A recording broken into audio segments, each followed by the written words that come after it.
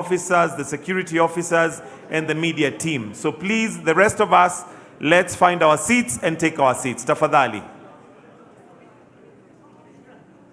I'll shortly ask Asiva and Fadhili to give us some more music, but I'm please requesting that we all take our seats as we get ready to start our session in the next few minutes. Once we have our guests of honor, our principals, who are already in the building, joining us. So please, let's take our seats. I still see a lot of movement, and we need to restrict that. We have a very small room, and as a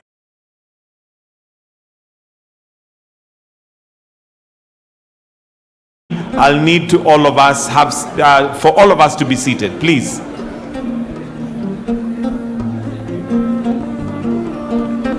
Kasiva and Fadhili, the floor is yours. Let's have some more music.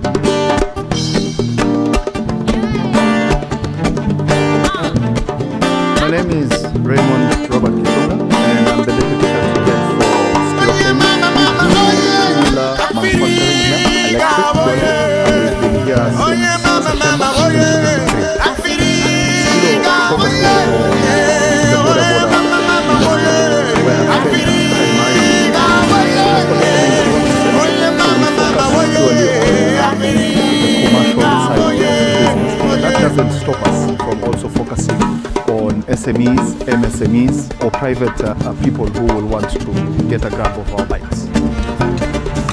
So what attracted us to set up shop here in Kenya, number one, is the opportunity, the TAM, the total addressable market that is there. We as Spiro were looking for a long-term business in terms of manufacturing, also asset financing for people to access credit. We knew the government was setting up a policy to really attract investment here in Kenya through local manufacturing. In less than 2 years, we've been able to get over 18,000 bikes on road, over 400 swap stations. We have over 100 plus service centers. The economy itself is a very vibrant economy. Kenya is a very strategic country in Africa. because of very high level of educated manpower. It's a very mature market. We also partnered and went along with all the government agencies and stakeholders, trying to have a feel and understand how it is when we want to set up shop and what is necessitated to become successful. At this point, I want to thank the government of Kenya because of the policies that they developed for these investors to come and set up shop. Once you start manufacturing things locally and complying to production locally, it gives you the incentives. These policies really helped us fast track the point of acquisition. Through working again with the government agencies and partnering with them, continuous. Why don't we give a round of applause to our wonderful musicians right there with Africa Hoye, Kasiva and Fadhili giving us some great entertainment. And we shortly are going to be having the presidential escort band also giving us some music, but I'll ask Kasiva and Fadhili not to go too far away. We are really enjoying the music, and also just a reminder that we still have a lot of movement. I'm kindly requesting we find our seats and take our seats. We still have a lot of movement. I believe we have overflow rooms. In case you don't have a seat, we have overflow rooms that you can be guided to, where you'll be able to follow the session as it is happening. So if we are full to capacity, please let's make use of the overflow rooms. For now, we want to invite the presidential escort band to give us some brief entertainment as we continue to wait. We should be starting our session not too long from now. We already have the idea behind Basigo started just during the COVID days. The first milestone one was just getting the first 2 electric coming buses, in, and then which will mark and signify the beginning of our official function this morning. KIICO 2026. So for now, I'll invite the presidential escort band to give us some brief entertainment. But as they do that, please let's take our seats.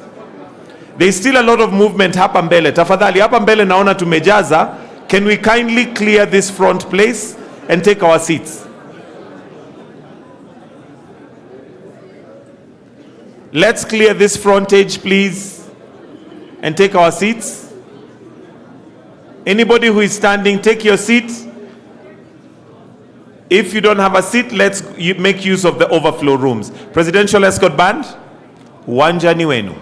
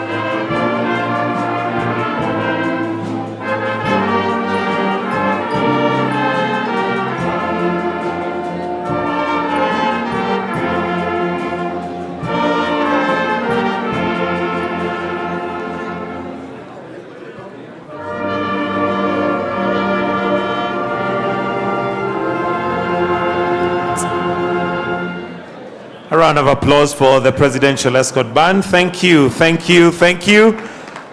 Let's encourage them with a warmer clap than that. They're doing a great job. Thank you, thank you.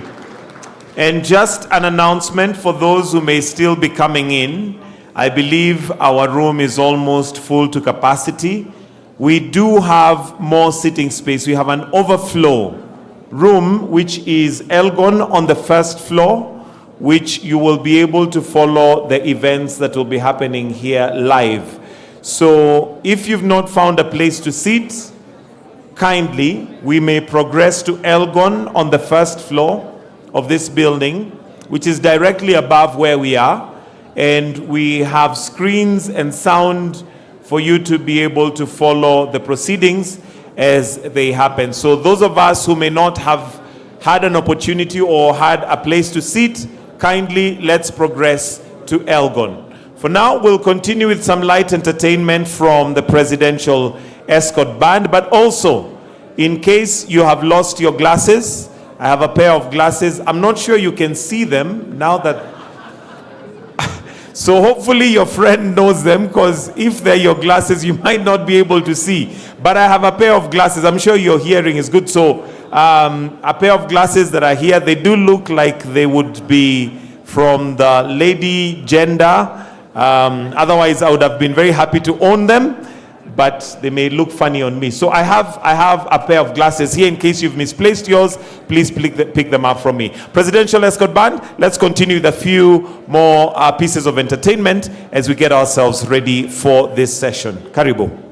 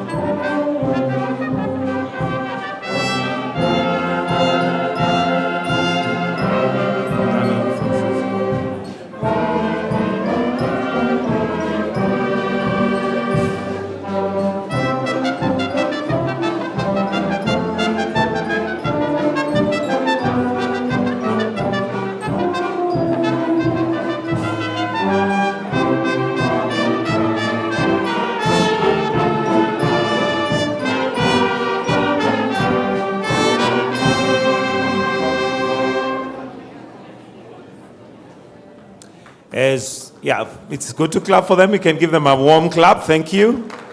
That's the Presidential Escort Band giving us some soft entertainment. Again, just a reminder, if you haven't found a seat, kindly, we have Elgon room, which is right above this hall that we are in. It's on the first floor, which has sound and screens ready for you to follow the proceedings of this event this morning. So if you haven't found a seat, kindly, we request you to progress to Elgon, which is on the first floor of this building.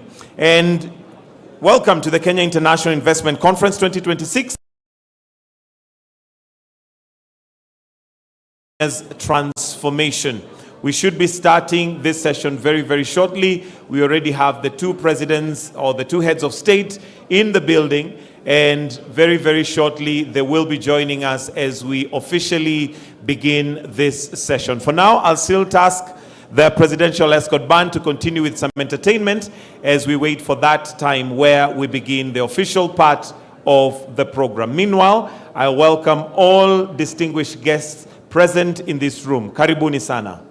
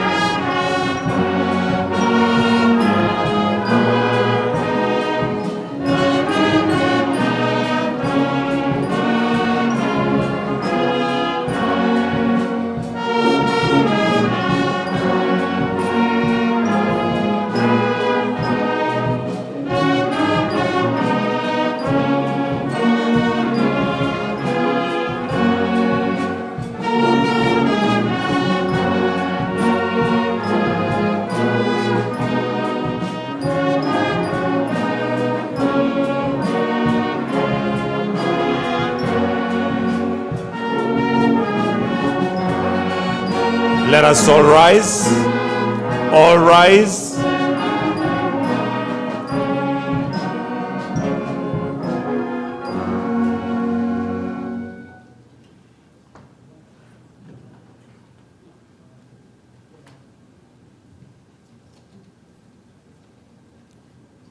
Welcome, Your Excellencies.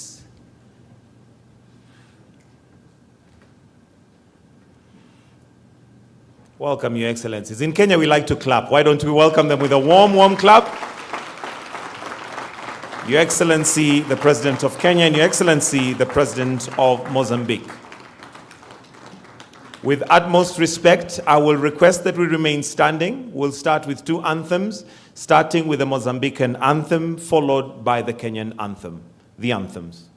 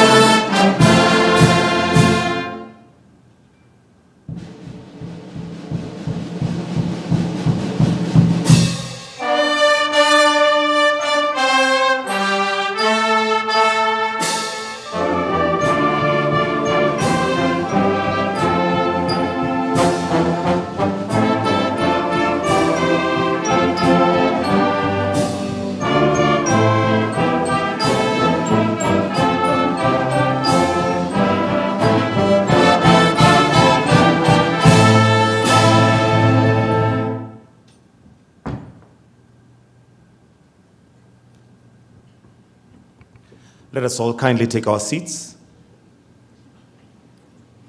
Your Excellency, Dr. William Samoei Ruto, President and Commander-in-Chief of the Kenya Defense Forces. Your Excellency, Daniel Francisco Chapo, President of the Republic of Mozambique. Honorable Musalia Mudavadi, Prime Cabinet Secretary and Cabinet Secretary for Foreign and Diaspora Affairs. Your Excellency Chileshe Kapwepwe, COMESA Secretary General. All Cabinet Secretaries present, led by Honorable Lee Kinyanjui, Cabinet Secretary for Investment, Trade and Industry. All Principal Secretaries present. All Governors present. Your Excellency, Ambassadors and High Commissioners and members of the Diplomatic Corps, sponsors and partners of this great event, all investors, both local and international. Welcome to Kenya International Investment Conference 2026, themed Unlocking Investment Opportunities to Drive Kenya's Transformation. Your Excellencies, with your permission, allow me at this point to invite Mr. John Mwendwa, who is the CEO for Ken Invest, to make some brief welcoming remarks. Let's welcome him with a clap. Welcome, sir.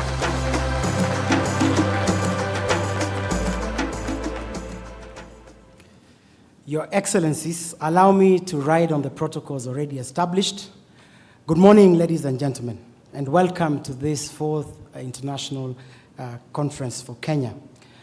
We are privileged this morning to be joined by delegations from 68 countries, 25 from Africa, 28 from Europe, including the UK, 6 from Asia, 4 from the Middle East, 4 from South America, and of course, the United States of America. This is a powerful affirmation of Kenya's growing relevance in the global investment landscape.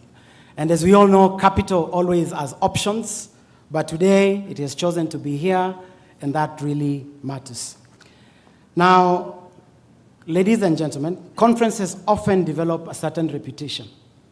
Good sessions, engaging panels, and of course, sometimes excellent coffee and tea.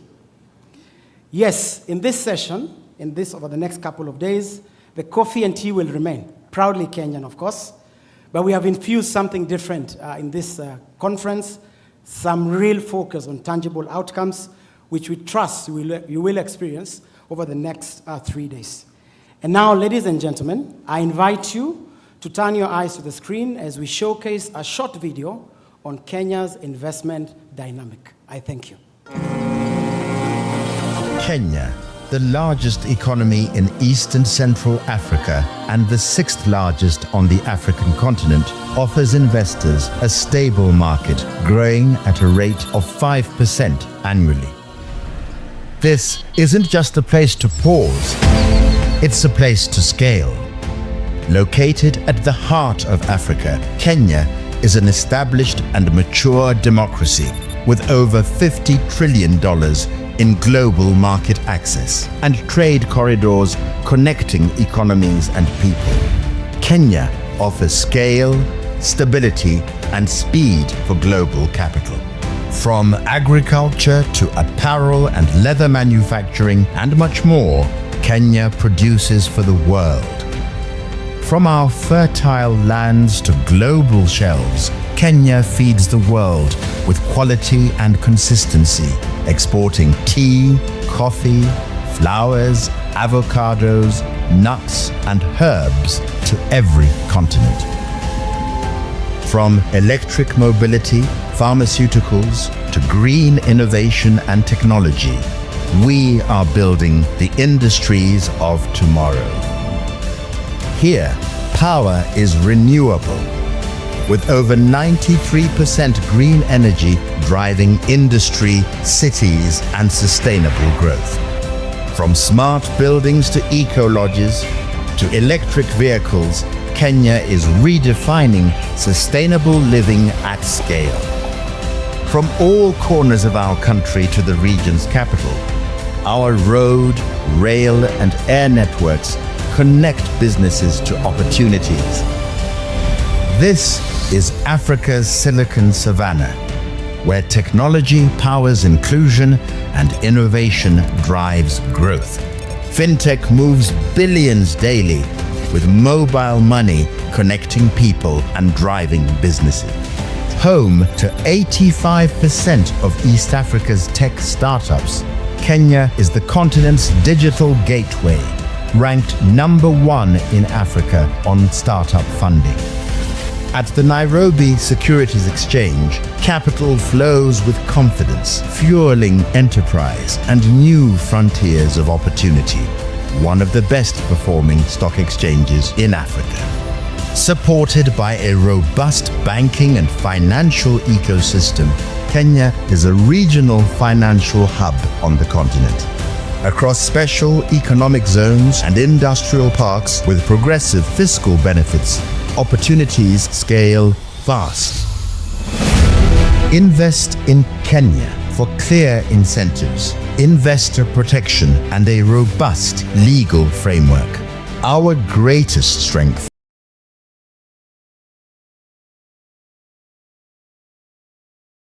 for the future. They are building it every day in every corner of our land.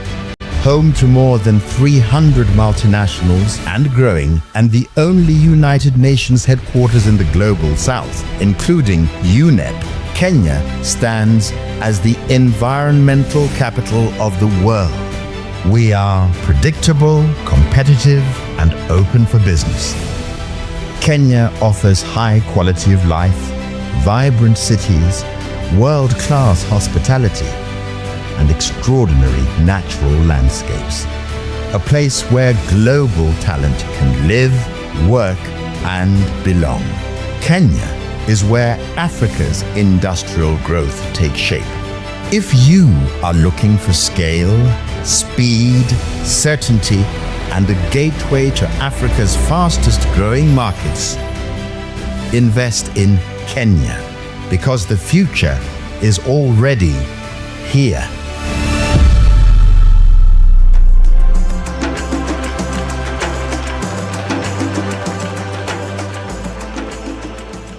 The future is already here. Doesn't that make you so proud to be Kenyan? For those of you who are Kenyan, and those who are not, God bless you. Your Excellency, will now progress to a panel discussion. And at this point, allow me to invite Mr. Yinka Adegoke, who's Africa editor for Semaphore, who is going to be the moderator. We can have the seats come on stage, please. Who's going to be the moderator for this particular panel discussion. And the discussion is on global capital, regional perspectives, investing in Kenya, Kenya's next growth frontier. Welcome, sir. Let's give him a clap as he comes and he'll introduce his panel this morning. Good morning, everyone. Good morning, Your Excellencies. Thank you very much for having me. It's a true honor to partner with this event.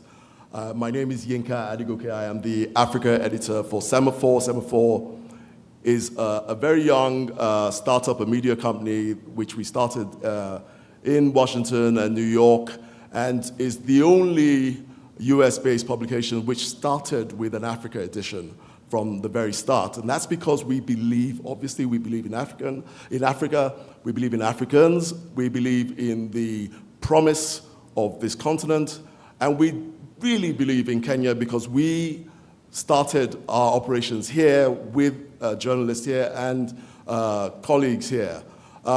This discussion we're about to have is really, truly at the heart of much of what we have been pursuing with Semaphore. We've told the stories of investment and the stories of everything from technology and geopolitical expansion across the continent. And we really see global capital as key to the way the various countries of Africa develop and move forward.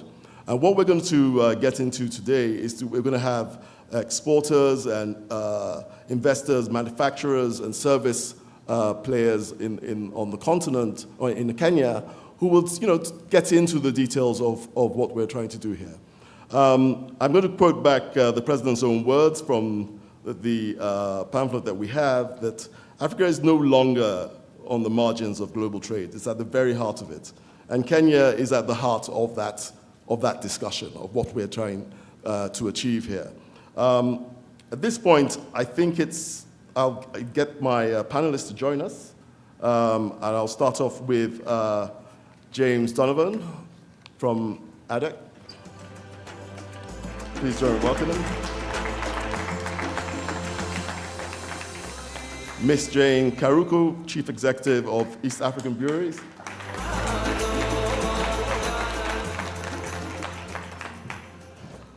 Olivia Stretfield from Flamingo Group International. Shimao Fan from the World Bank.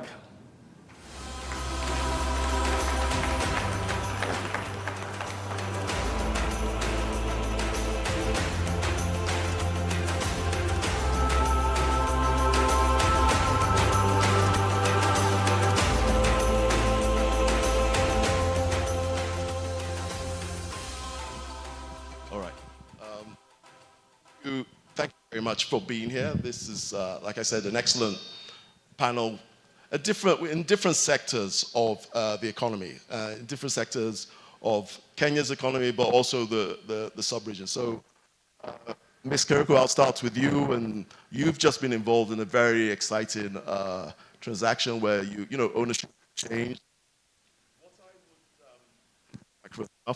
Okay, there we're back. What I would like to get into is, what does your transaction, where ownership changed from Diageo to Asahi in Japan, what does that say about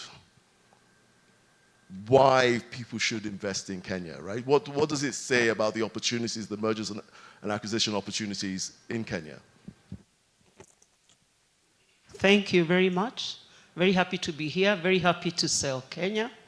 I think our recent transaction, I only have two words: confidence in the country. I think EABL, history from Kenya since 1922, a truly Kenyan company. And our grandfathers, Diageo sold to another grandfather called Asahi from Japan. at the 65% at the value of $2.3 billion. The currency is great for Kenya. This put the total enterprise value at $4.8 billion. So we are starting to get some currency, not shillings, but in dollars, which really means that we are truly into the world stage. And I think it gives us confidence as Kenyans, as Africans, because its employees are fully Kenyan, fully East African. Our consumers are from the region. Our suppliers are from the region. We always had a vision. We are now at 78% local content from flour, from farmers to any other supplier who comes into our ecosystem. We are then proudly, totally integrated. From farmers to... And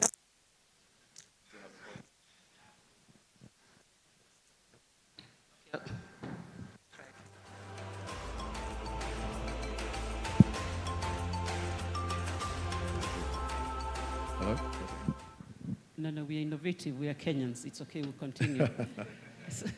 So I think for an enterprise value of $4.8 billion that is totally integrated from grain to glass, as we call it, from farmer to consumption, is very, very good. And I think it's an example of what we can do as Africans, what we can do as Kenyans.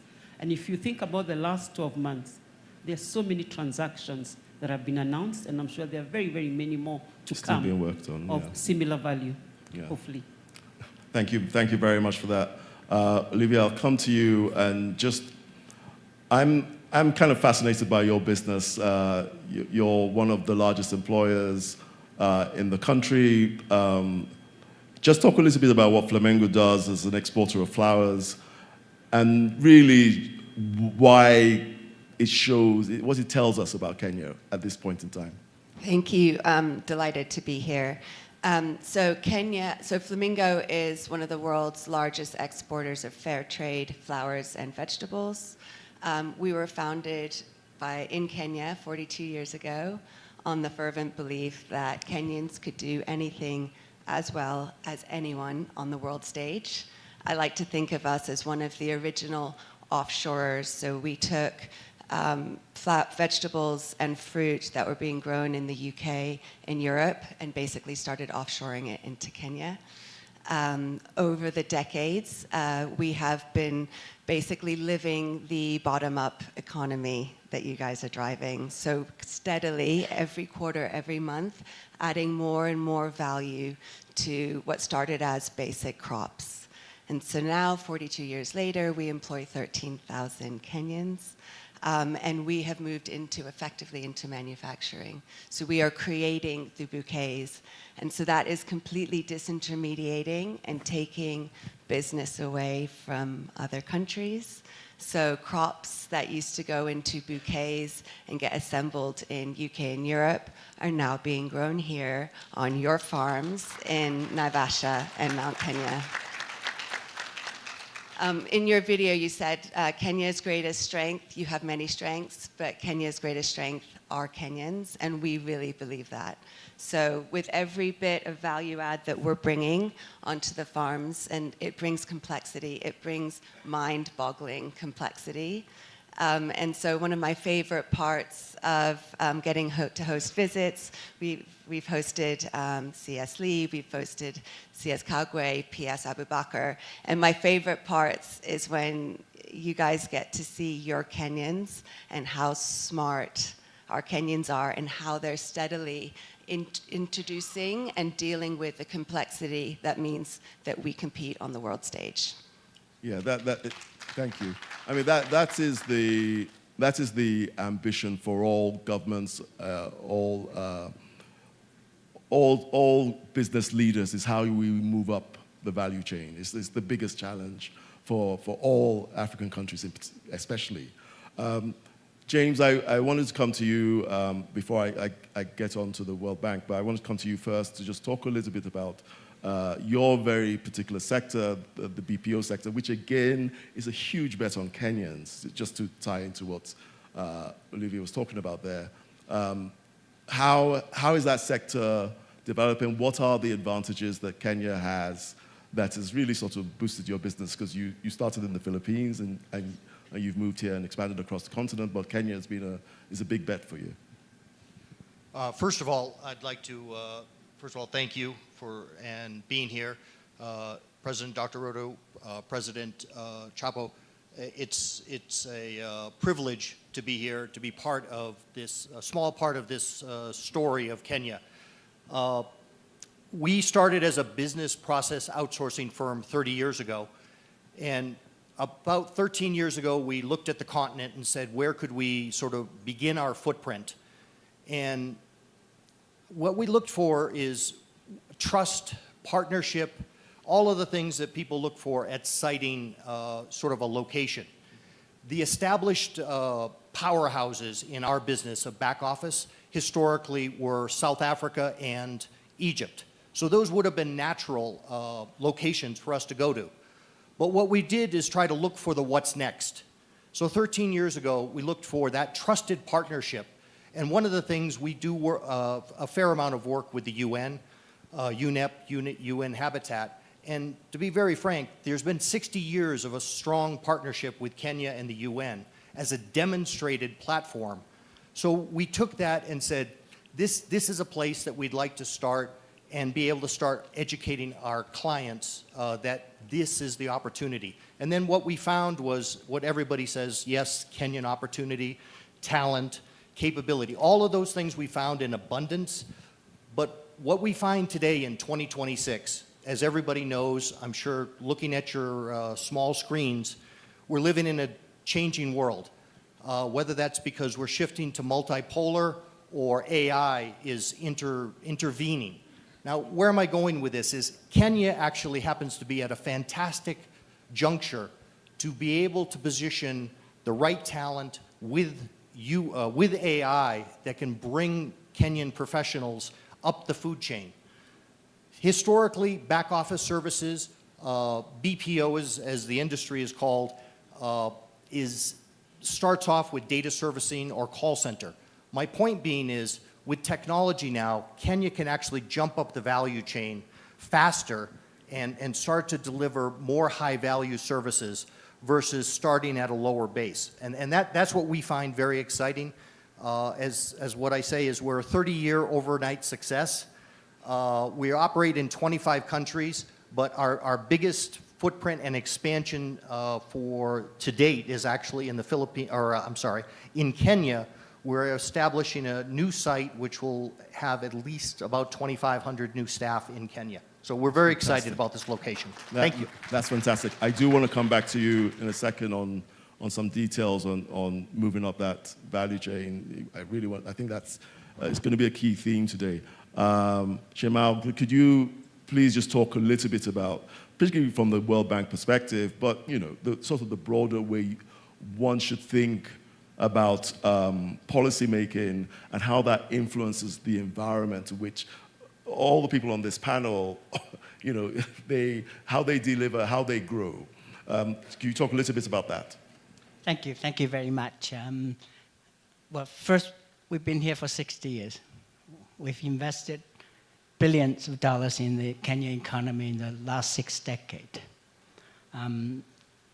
I personally, I also took a few years off from the World Bank about 15, 20 years ago, worked as a senior executive in the private sector.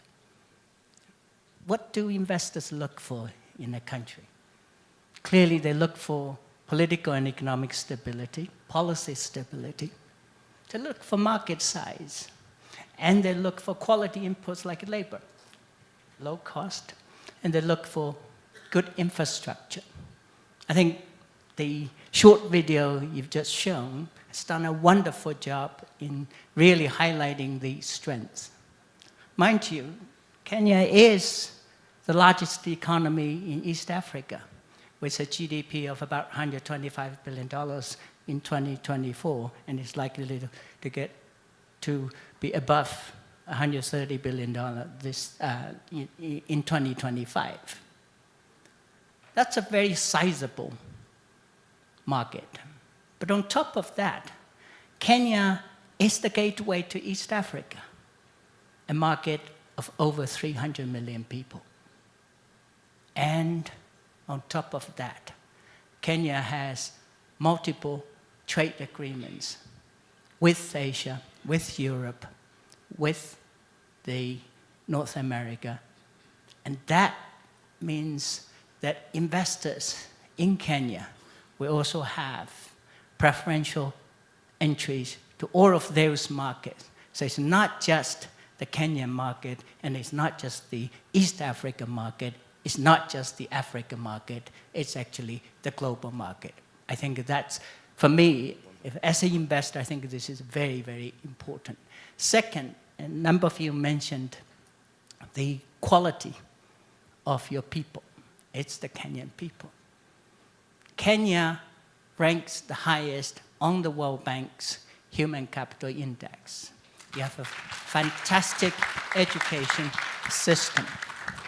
And that population has, it's not just people who can do jobs. They also have this tremendous entrepreneurial spirit. If you look at Kenya's mobile phones, payment services, M-Pesa, it's everywhere. And Kenya is a front runner in that area. I think for investors, that the advances you've had in mobile payment actually lays the foundation for significant growth in the kind of areas you're working in agriculture, in financial services, and in many other sectors. So I think these are really the kind, it's a combination of these, the depth, the breadth of the market, the quality of the people, and the entrepreneurial spirit. And I also wanted to add, I think Kenya's infrastructure has made important strides in the last decade. We have seen significant improvements in transport. The video shows that over 93% of Kenya's energy is renewable. That is a huge advantage for manufacturers who wanted to do sustainable and green manufacturing. So this is a place that has enormous potential for investment. And we, at the World Bank, we're putting our money where our mouth is. Our current portfolio, the active investment portfolio in Kenya at the moment is about $7 billion. And our private sector arm, IFC, has invested in its active portfolio of about $1.3 billion. And our guarantee agency, MEGA, is providing hundreds of millions guarantees to investors. So please, this is the place to come if you wanted to help the country to develop, and if you want to make money. Thank you. Thank you. I'm glad that you added the last bit about if you want to make money, because frankly, that is where capital goes.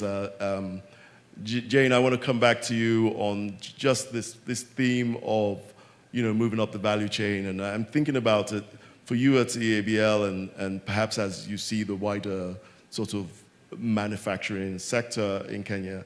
Where do you see the best opportunities for value addition for the country's environment to sort of move up that value chain, even within your business, but perhaps also other sectors? Yes, so thank you. So what we've learned over the years is that to create transformation or industrialize, you have to be anchored in local value chains. That means you have a very integrated business from source to consumption. And if you look at Kenya, we have so much potential of those value chains. Ours is agriculture. We use barley and sorghum, and it's totally integrated from the farmer to the consumers. So if you think about the source, you can do this across the whole of agriculture ecosystem, and we have a lot of agriculture. You can do it in mining, you can do it in every other sector across the country. And then that's one. So make it anchored in the local ecosystem and totally integrated. The other one is we have a growing population, and I think my friends talked about it. So every business person coming to Kenya wants to make money. So this market, there's huge margins, there's huge consumer base. We're a growing population with a great youth dividend. And to an external person, there is potential for marketing your products. Right. So there is also local market.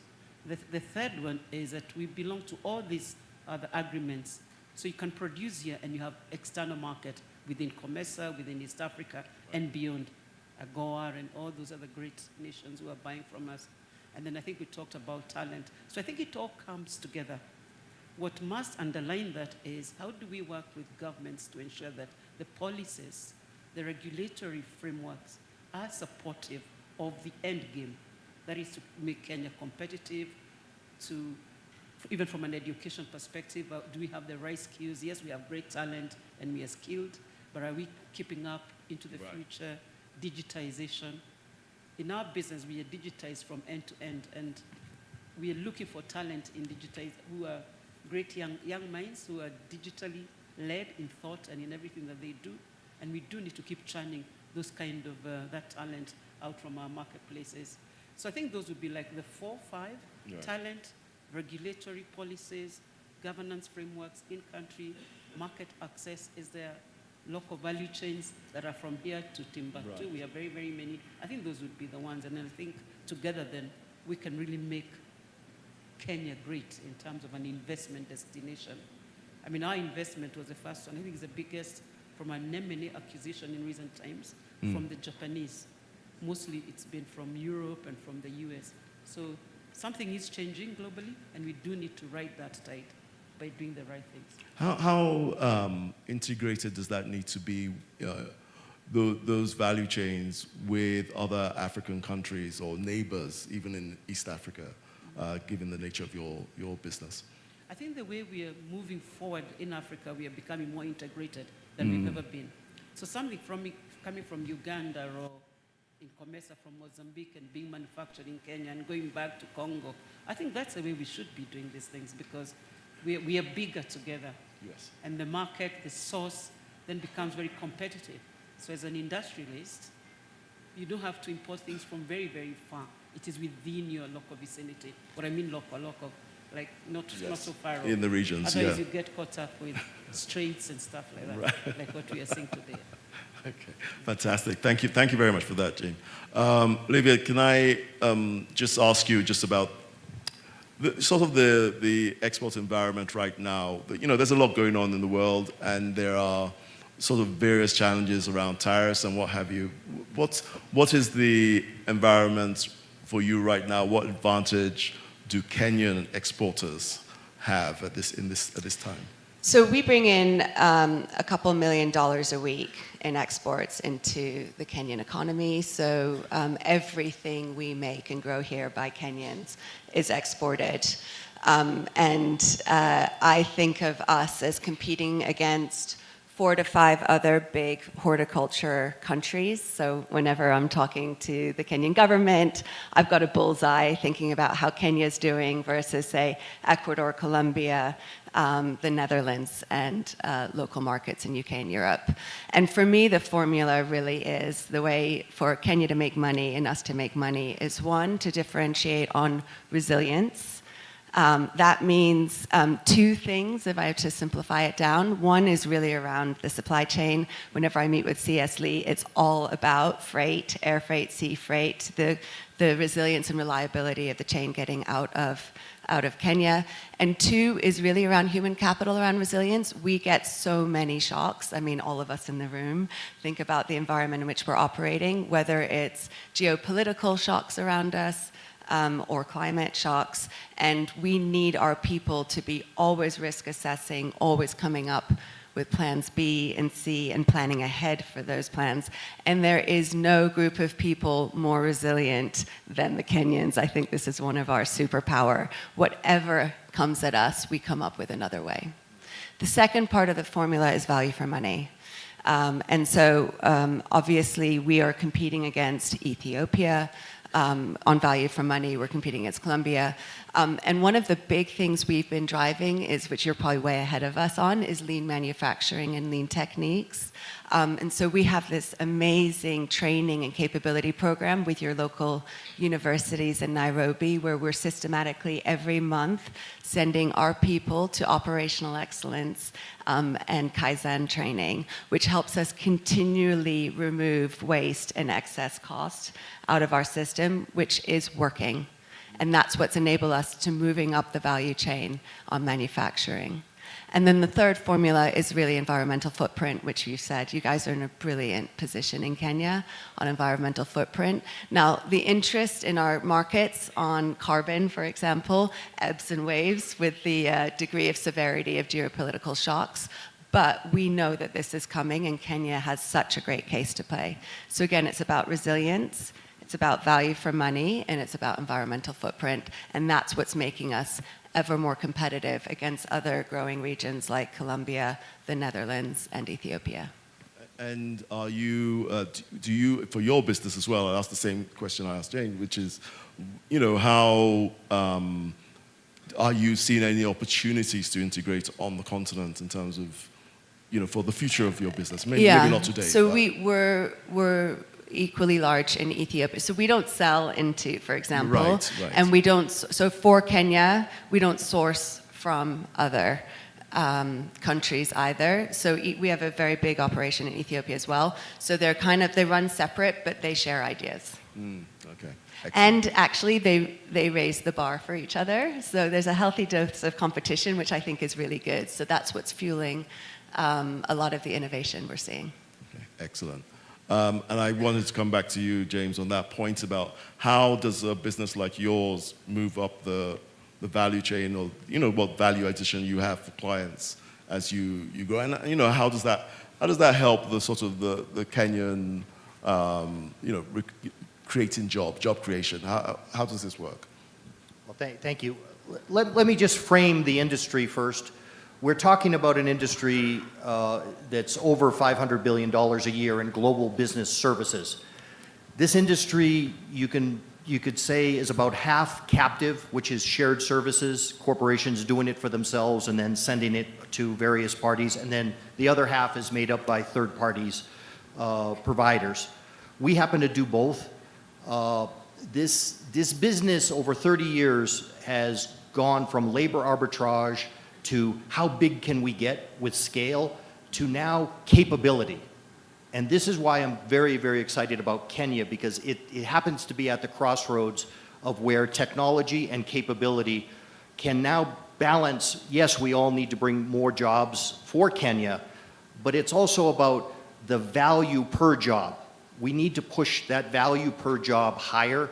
Yes, we need to continue to grow the base, but that value per job can be turbocharged with the technology capability of training new staff up at literally, I've seen 80–90% faster than they've done in historic terms by leveraging technology.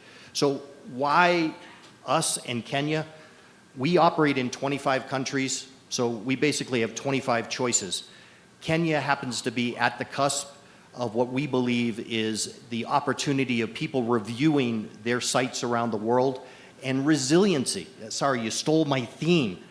Resiliency. We're living in a time that adaptability, resiliency, durability, we're in a time where that value proposition wasn't priced properly in the past.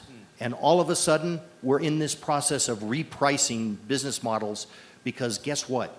Where you get your power matters.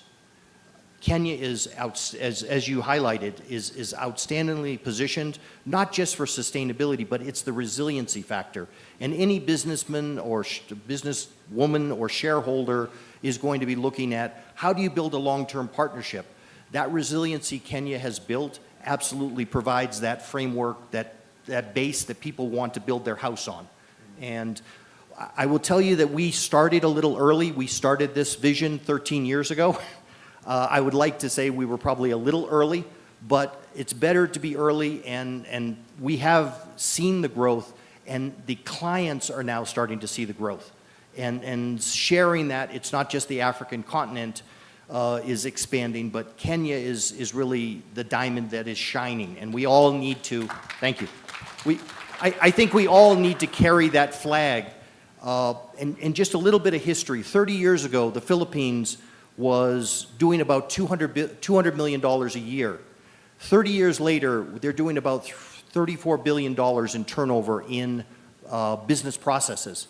So the game afoot is to be had. And unfortunately, while we started there, they're entering a energy crisis because of the current situation. So one person's crisis is another person's opportunity. And we need to really be looking at how to position Kenya as that safe haven for how do we either start off as a second site and then establish that center for other corporations to put their shared services here. One last point I would like to make is developing second city strategy, being able to take not just what we do here in Nairobi, but intentionally have the government push this second city site out so that we can effectively not just bring impactful jobs, but bring this digital value proposition to the far reaches of the country. And because of the digital backbone, the M-Pesa that's mentioned, the platform is here. We just need to maybe connect on where the business side is going, the industry and government. Thank you. Yeah, that's a fantastic point about second cities. I mean, a real issue across many African countries. And Shimao, let me also just tack on to that. And what do you think are if you like, the priorities this government should have, or any Kenyan government at that, should have in terms of improving the business climate, right? Just, we often have these rankings. Lots of people put a lot of value in the World Bank's rankings, but what's the reality on the ground is, rankings are nice, but what are the things that really when you look at the environment, what do you think they should be prioritized? First, let me say first, I think Kenya actually has a quite decent and quite comprehensive policy and legal framework for business. In fact, you have lots and lots of lawyers.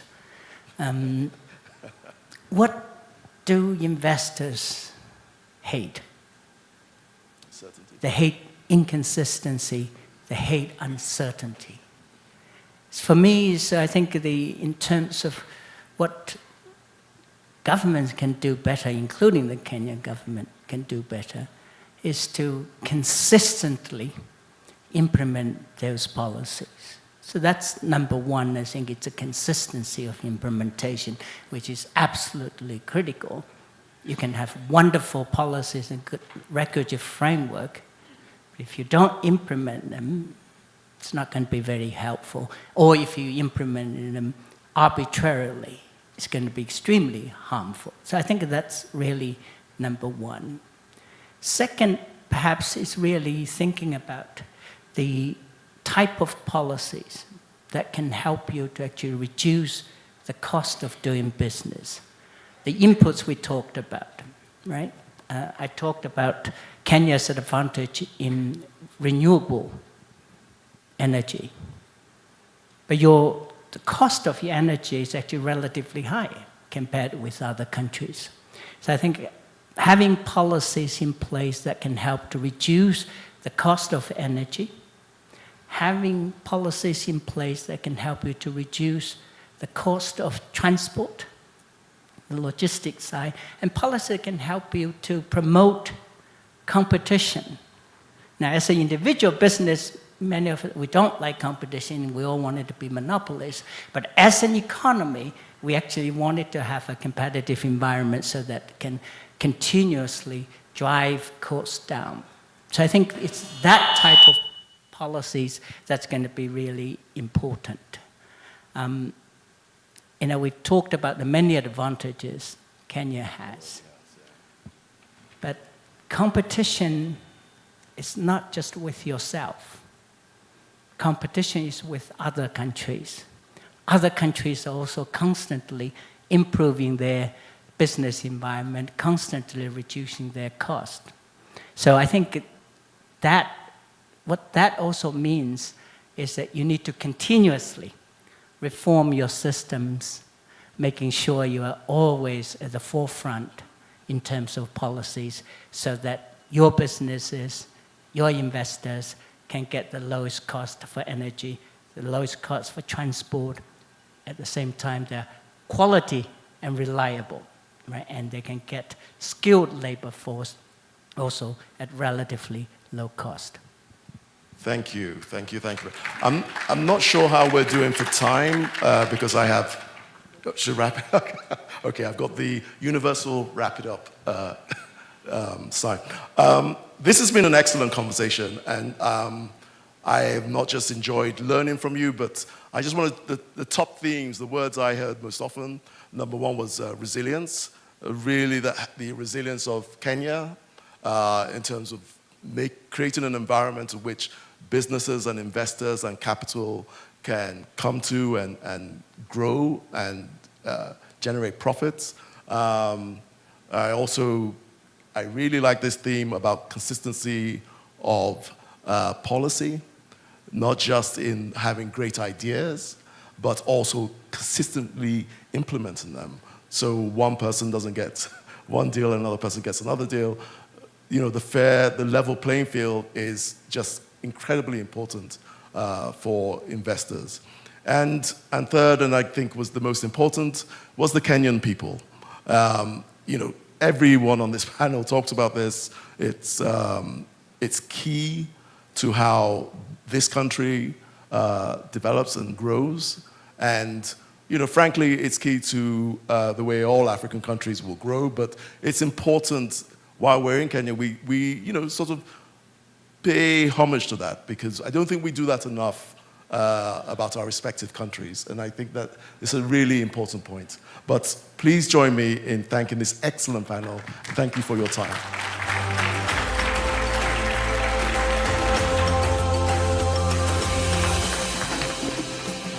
All right, another warm round of applause to the panel. Fantastic. Your Excellencies, with your permission at this point, allow me to now invite the Cabinet Secretary, Ministry of Investment, Trade and Industry, Honorable Lee Kinyanjui, to make some brief remarks. And as he does that, he'll also take that opportunity to recognize our sponsors. A warm clap for Cabinet Secretary, Honorable Lee Kinyanjui. Karibu.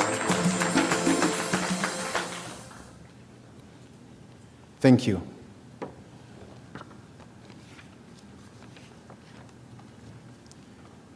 Your Excellency, President of the Republic of Kenya, Dr. William Samoei Ruto, our chief guest today, His Excellency Daniel Francisco Chapo, the President of the Republic of Mozambique, our Prime Cabinet Secretary, ambassadors and high commissioners here present, distinguished investors from around the world, ladies and gentlemen, good morning. My responsibility, part of what I really would have wanted to say, has actually been said by the panel that was here, and it was said in a very powerful way. So I request you to join me in thanking them for that testimony. And I think the best testimony is one that comes from the business people and not the government. So I really want to thank them for the journey that we've walked together. Your Excellency, I take this opportunity to welcome all our delegates here in Kenya and also to the Kenya International Investment Conference, this being the fourth one since we started holding these investment conferences. We are delighted to welcome our delegates and participants to the great city of Nairobi. For those visiting for the first time, enjoy our cool weather and take time to explore the many attractions that define Nairobi. This is probably the closest we get to winter, so around the year you can have your stay in Nairobi like this, so really we welcome you. Situated on the equator, Kenya enjoys temperate weather all the year round, making it suitable for agribusiness, green energy, and tourism. In literally every sector of the economy, opportunities abound waiting to be explored. From manufacturing to agribusiness and digital economy, the country is a cocktail of opportunities awaiting investors such as yourselves. We look forward for partners who can be able to work with us, and at this time, allow me to say that for the last 3 years, we have agreed that we want to operate outside the box. And that means whenever there is a problem and you need a solution, we don't want to be defined by tradition. So for investors who are here, whenever there is a problem and you have a solution, the government is waiting to listen to you. And therefore, to say we have discarded the box, and all you want is, where do we meet?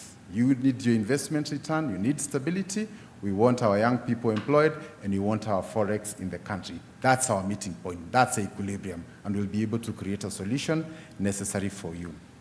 Under the wise and visionary leadership of the President, we have embraced adaptation and innovation.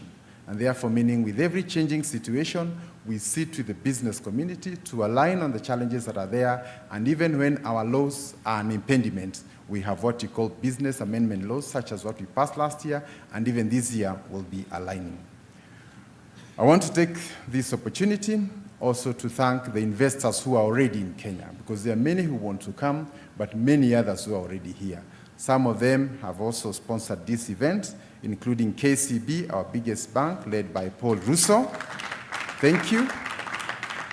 It's our biggest bank, but also within the region in East Africa, and I'm also hoping we'll go beyond East Africa, is our leading bank. So again, when it comes to financial solutions, together with M-Pesa and all the others that are there, we are all set. We also have ARISE, which have also partly sponsored this event, and we also want to thank you for your participation and sponsorship. Your Excellency, allow me also at this time to say that we have also come with our cabinet secretaries and also our principal secretaries, because the real business conversation will happen after the formal opening. So we will have very serious conversations around ICT. And to that effect, we have the Minister for ICT, William Kabogo, who will also be leading the session in the breakaway.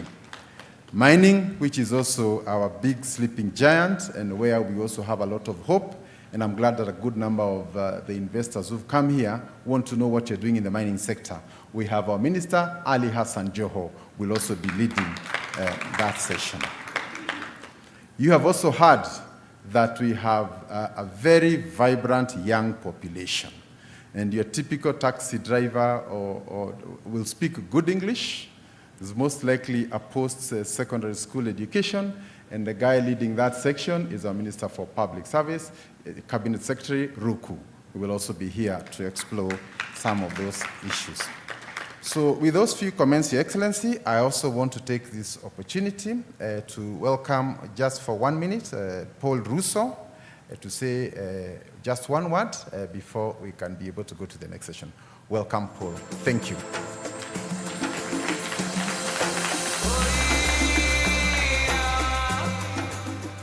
Thank you. Your Excellency, I will stand on all protocols already established. 3 things, Your Excellency. And the first one might come out as cheeky, but I think, Your Excellency, you'll forgive me. We've seen the transformation from Kenya Investment Authority to invest in Kenya as public sector. It's not just that video. Your Excellency, I know you are the front person on investment in Kenya, but I think Invest in Kenya team with the ministry has done an amazing job. I can confirm, Your Excellency, that we actually, it used to be one-stop shop, but we are seeing one shop. And why do I say one-stop shop? It just used to end there, but we can see deals as bankers, and we are converting deals, Your Excellency. So thank you so much for the transformation that has happened in that unit. Secondly, Your Excellency, I don't need to talk about KCB 130 years in this country. At the core of every development, we are catalysts. And Your Excellency, recently with AfriExim, we signed the financing for Vipingo. You had one of the panelists talking about the second city. Vipingo is actually reality to getting the second city conversations, Your Excellency. So $300 million with AfriExim to ensure that that ARISE project kicks off. Finally, Your Excellency, from a banking perspective, we've seen interest rates coming down, but we've also seen that we are taking a bet on this country, and it's paying back, Your Excellency. So I'm one of those people from a financial institution that will say, when you invest in Kenya, it pays. But I'm also challenging private sector and government entities to find ways to work together to accelerate that transformation. I submit, Your Excellency. Thank you.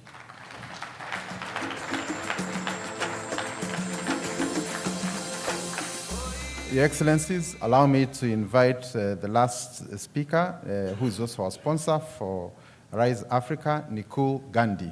Kindly, just for a word. Thank you. Welcome.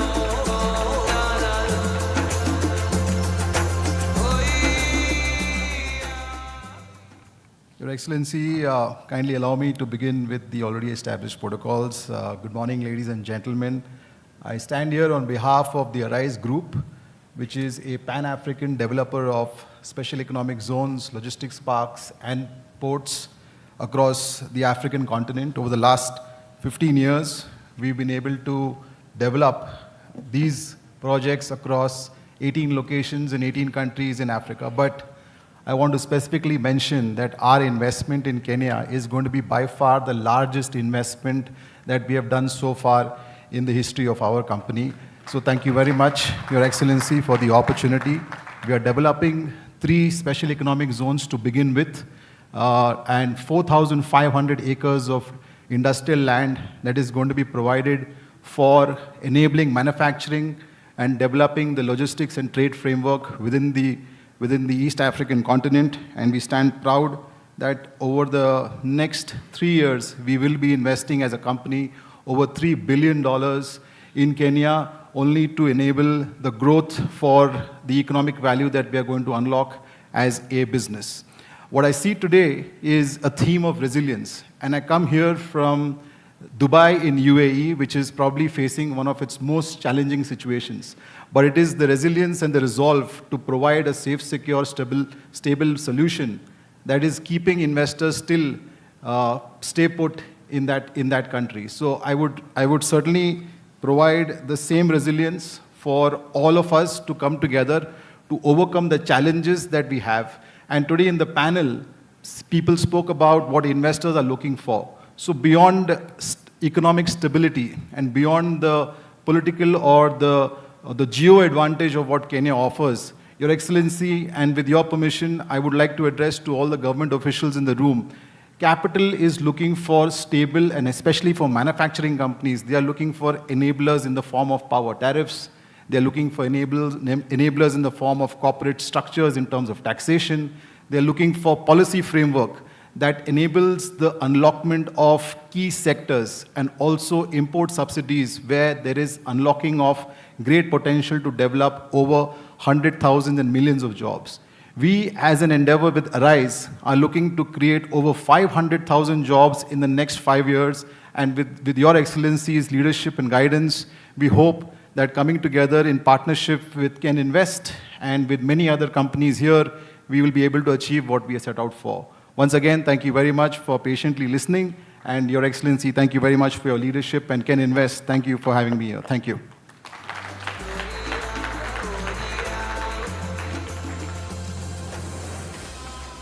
Your Excellencies, allow me in closing to recognize that, as you have heard, we are trying to create a one-stop shop. But that one-stop shop is mobile today. So we've come here with literally the whole government. We have the PS for diaspora, Rosalind Jogu, and I'm saying this because after this session, these are some of the people who may be critical in whatever decisions you want to make. So Rosalind, kindly, she's here. We also have Harry Kimtai for mining, PS Abubakar Hassan for investment, Juma Mkwana for industry, and PS Abdi Razak for research. We also have energy, Alex Washira, and we also have Muthoni for health, and Betsy Jagi. So I think the whole government is not just a one-stop, it's also a mobile, one stop, and we are here today. So I want to thank you all. And lastly also, we have governors, because our country also have 47 counties. And this is where the last mile is in connection to investment. And I want to salute the county governor of Embu here, Cecily Mbarire. Thank you. So for investors interested in that area, kindly you're welcome. And also from Uasin Gishu, B. Jonathan. So thank you very much. So we are hosting this together with the county governments, and also we invite you to have that interaction. With those few comments, it is now my great honor and pleasure to invite our Prime Cabinet Secretary, His Excellency Musalia Mudavadi. Kindly let's welcome him with a clap. Thank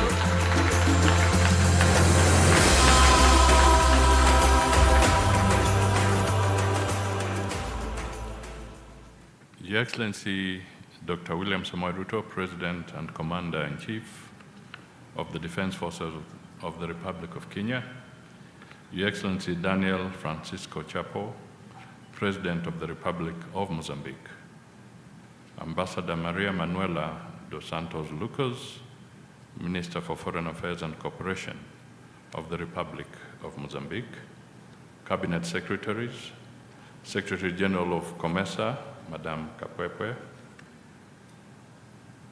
Your Excellencies, Ambassadors and High Commissioners, distinguished guests, ladies and gentlemen, it is a great honor to address you at the 4th edition of the Kenya International Investment Conference, KIICO 2026, a forum that continues to position Kenya as a premier investment hub.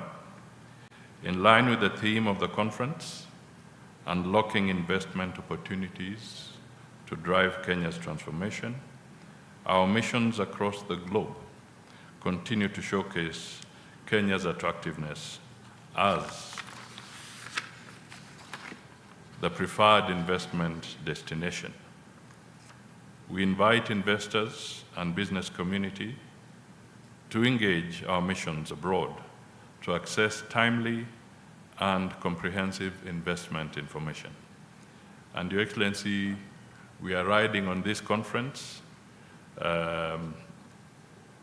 We have a follow-up event of you addressing and interacting with our ambassadors across the world. And we are riding on this event, so they are also in here, Kenyan ambassadors who have joined from their stations. Wherever you are, you can just wave.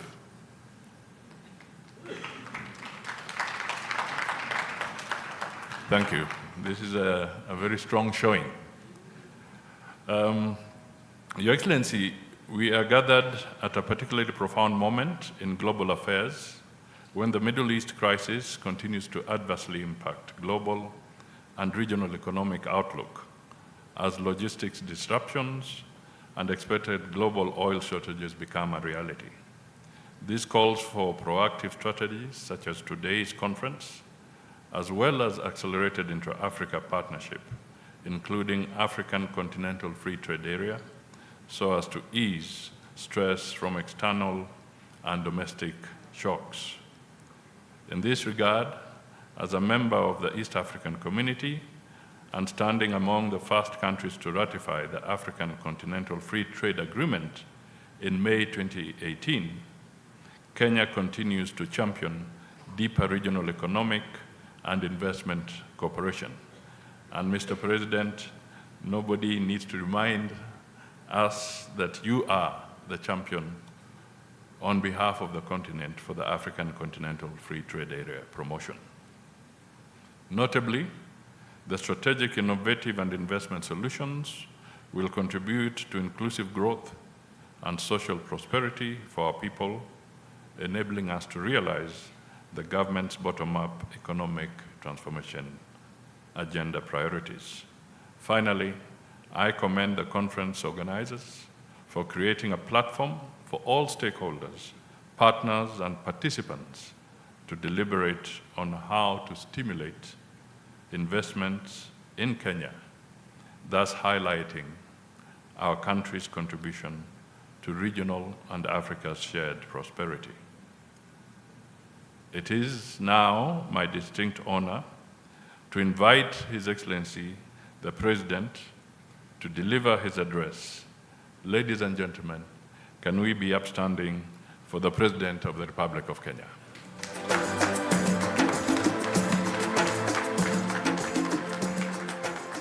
Thank you very much. Please take your seats. Thank you very much. Your Excellency, my brother, Daniel Francisco Chapo, the President of Mozambique, let me, on behalf of the people and government of Kenya, welcome you to Kenya, and in a very special way, thank you for honoring my invitation for you to participate in this very important investment forum. Distinguished investors, ladies and gentlemen, I welcome you all to the home of human origins and, and the origin of wonder. Wherever you come from anywhere in the world, you do not visit Kenya. You simply come home. So welcome home, karibuni nyumbani. We have gathered here this morning for the 4th edition of the Kenya International Investment Conference 2026, a platform designed not only to unlock and drive Kenya's transformation, but also to advance the progress of our region and the broader African continent.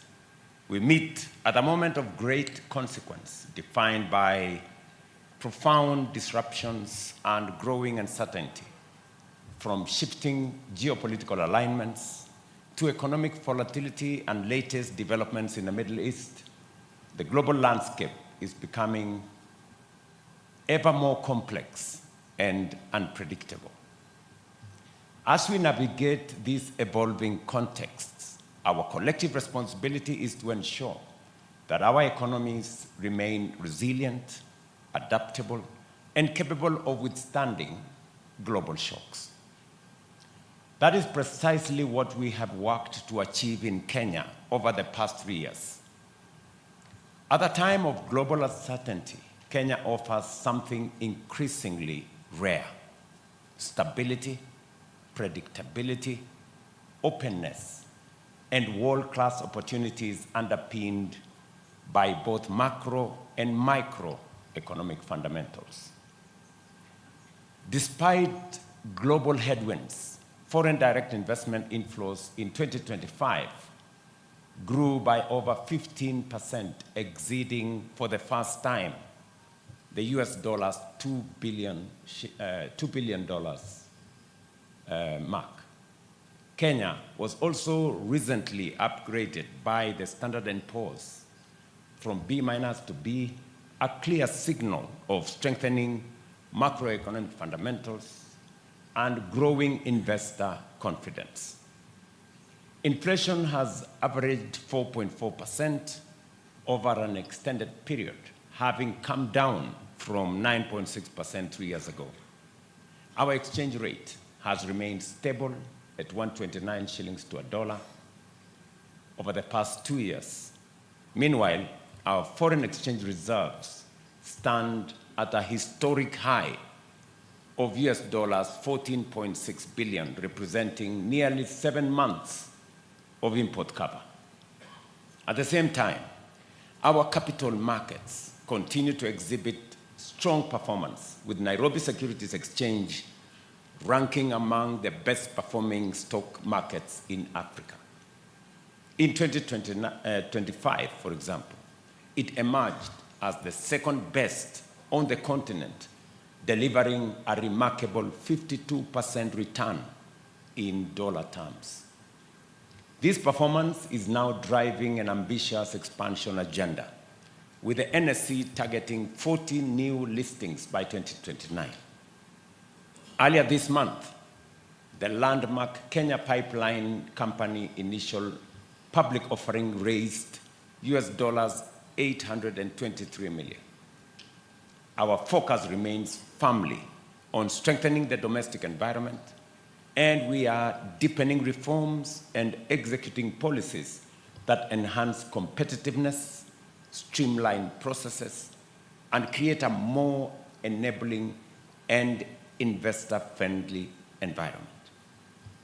These reforms include zero-rating VAT on exported services, tax reforms that allow corporates to offset verified tax claims against future liabilities, and the removal of the 30% domestic equity requirement for ICT companies, thereby unlocking significant new investments into Kenya's rapidly expanding digital economy. Through our one-stop investment center, investors now access seamless, world-class facilitation services. By the end of this year, 2026, this platform will be fully digitized, enabling permits and licenses to be secured entirely online, reducing costs and improving efficiency for our investors. Ladies and gentlemen, with a population of about 55 million, Kenya is far more than a domestic market. We are the natural gateway to East and Central Africa, and through the Africa Continental Free Trade Area, a springboard into a US $3.7 trillion continental market of 1.4 billion people. Regionally, Kenya anchors the East African Community Common Market of more than 330 million consumers and the COMESA market of 680 million consumers. And that is why you have the Secretary General of COMESA in this meeting.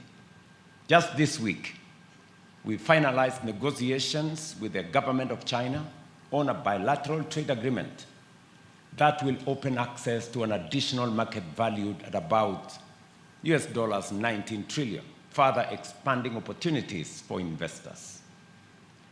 Despite the clear and demonstrable progress registered, we remain committed to continuously improving, guided by the insights and concerns of investors, businesses, and all stakeholders, as was recorded by the CS for Trade. In direct response to investor feedback, Kenya is implementing a new package of cross-cutting policy actions designed to remove long-standing investment bottlenecks and significantly enhance the ease of doing business.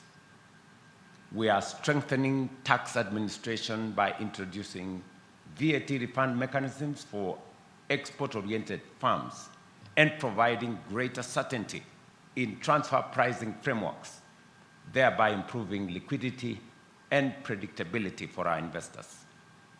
I remember a very special case with my good sister who spoke from the flower industry here, when she did mention to me when we had an investment conference in London about the challenges they were facing, and that if we did realign with their request, they would enhance their investment in Kenya.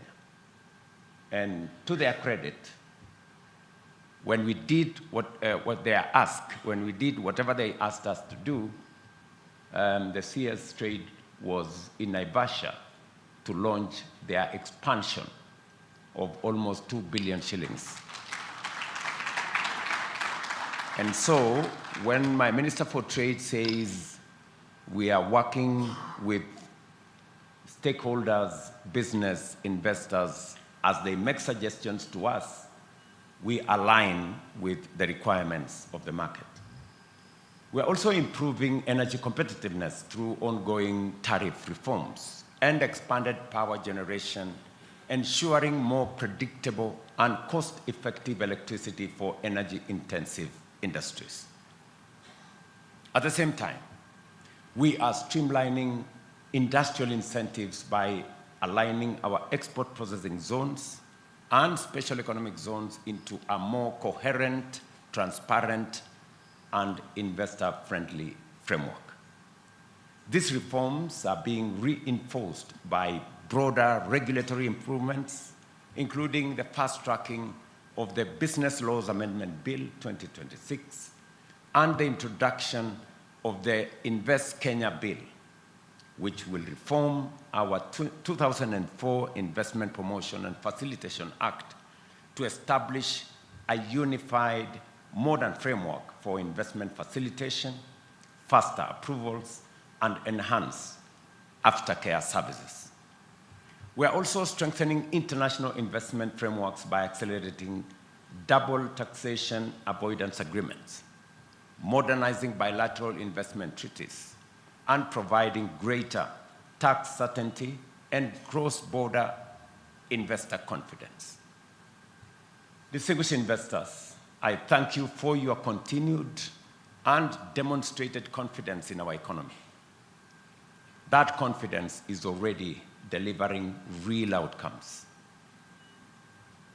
And listening to the panelists who are here this morning, I was almost tempted to say that I have nothing useful to add.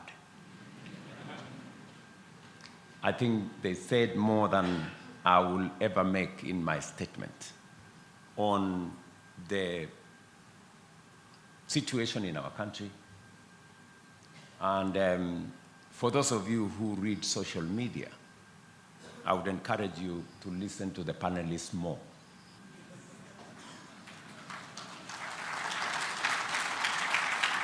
I mean, these are real practitioners. These are people who are at the place where the rubber meets the road. And that is their experience. That is not to say that we've arrived. It's not. And that's why we will continue improving. We will continue doing what we must do. Allow me to highlight just a few. Last year, during my visit to London, we secured a commitment with the Flamingo Group, as I said earlier. And just last month, we launched their $14 million expansion project in Naivasha. From the same engagement in London, both Bupa Health and Lloyds of London have since established operations in Kenya. Early this year, Mars Wrigley expanded its sugar-free gum operation within Kenya with a $33 million investment in Athi River, while Coca-Cola scaled up its bottling manufacturing facility in Kisumu with a $45 million investment. At the same time, we have secured a $150 million investment from UAE's Aquilastar in electric and hybrid vehicle manufacturing in Nakuru County. We have many more such examples, and it is for this reason that today we are unveiling more than $2.5 billion in 20 investment deals across agriculture, manufacturing, ICT, business process outsourcing, healthcare, energy, and real estate.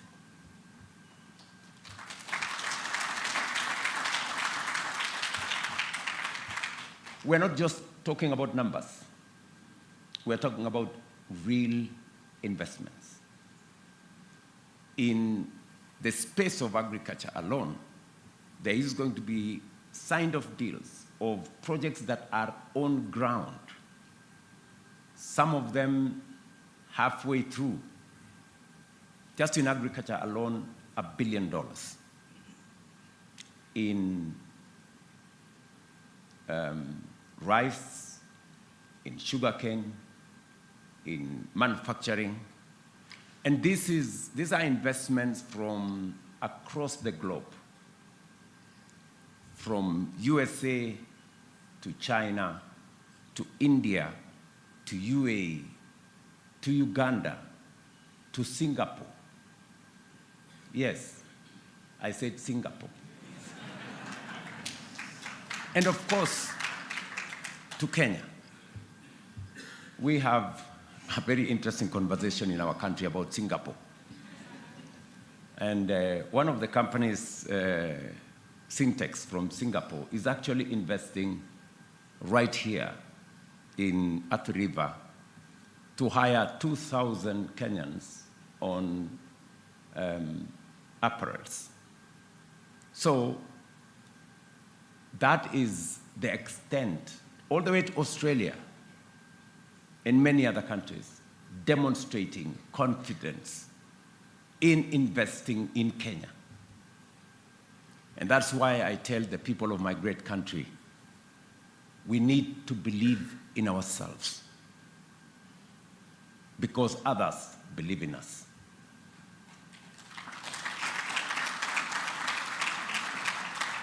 The majority of these investments are already at advanced stages of implementation, with several already breaking ground.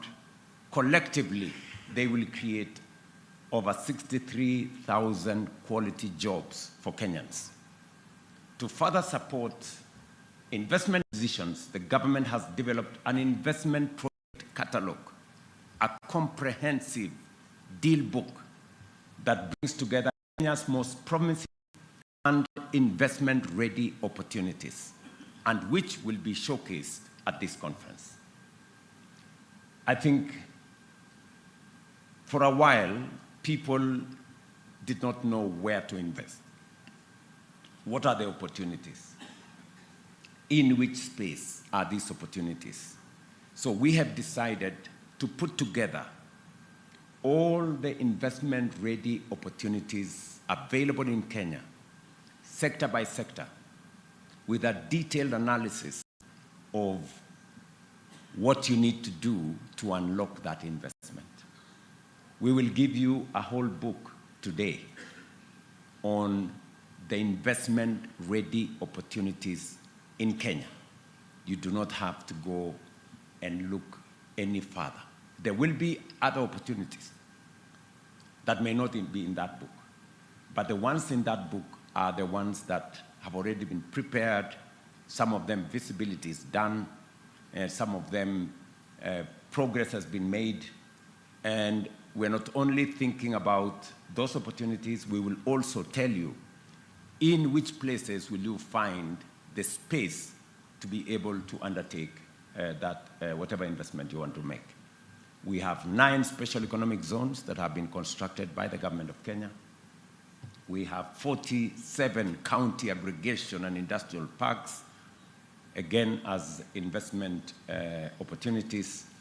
As was said by my friend from AGII, we are developing the Rare Fipingo Special Economic Zone with their support. We are developing the Dongo Kundu Special Economic Zone, again, with a partnership between AGII, Kenya Commercial Bank, and others, and Afri-Exim Bank. And of course, we are developing our Naivasha facility, a total of 4,500 acres of what will be a special economic zone infrastructure that offers opportunity for investment spaces. Yet, there remains significant opportunity that calls for your partnership. As many of you will be aware, we have launched an ambitious national transformation agenda anchored on 3 critical pillars. First, we are investing heavily in infrastructure and connectivity by expanding roads, railways, airports, and seaports. Just last week, we did launch the extension of the standard gauge railway that will now find its way to Uganda and to DRC to improve on our logistics.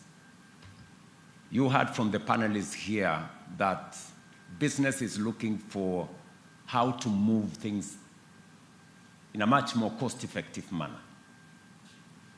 We know very well that we have invested significantly in the roads infrastructure, but we believe that what we have done is not sufficient. So we are increasing our investment in the roads sector. In the next 7 years, we want to double our paved road infrastructure in Kenya, including highways. Because we want to unlock the market, as we have said, in the East African community of 330 million people. We are extending the highway from Nairobi now into Nakuru, finally into Malaba, and connecting it to Uganda. We will shortly be advertising another highway from Mombasa to Nairobi, and another 2,800 kilometers of highway around Kenya. This is an investment cost 15 billion, and we are innovative processes. Secondly, of the next 10 years, 50 megagrams significantly enhance agricultural productivity.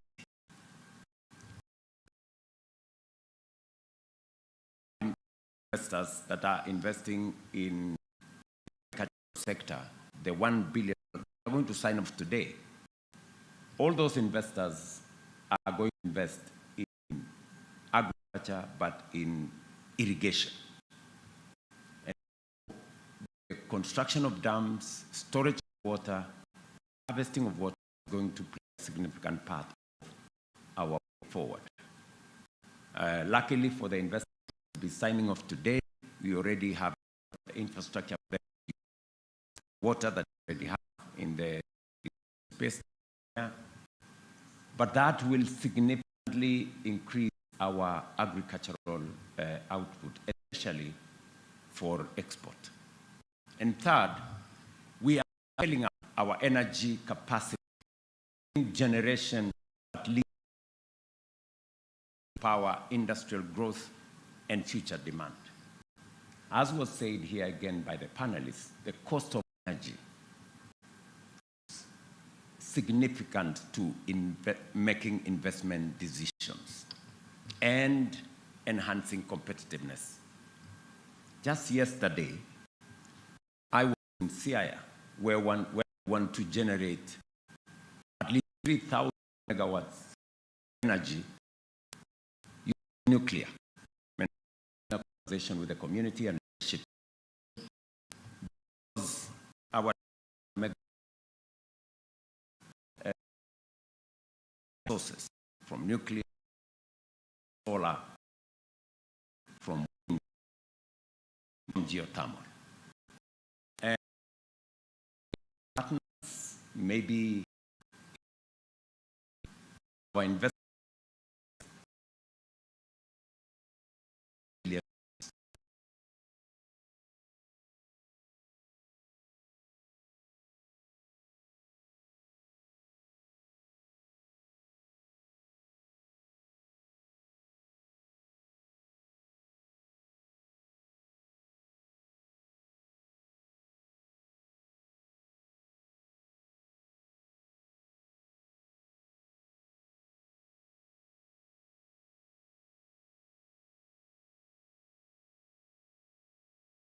and this is where you come in. We invite you to partner with us, to invest, to build, and to be part of Kenya's transformation in a truly win-win partnership.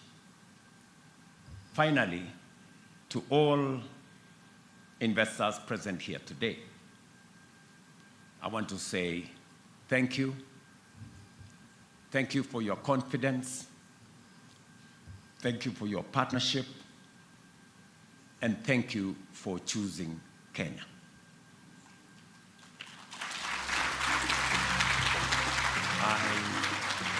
I assure you that Kenya is ready and open for business.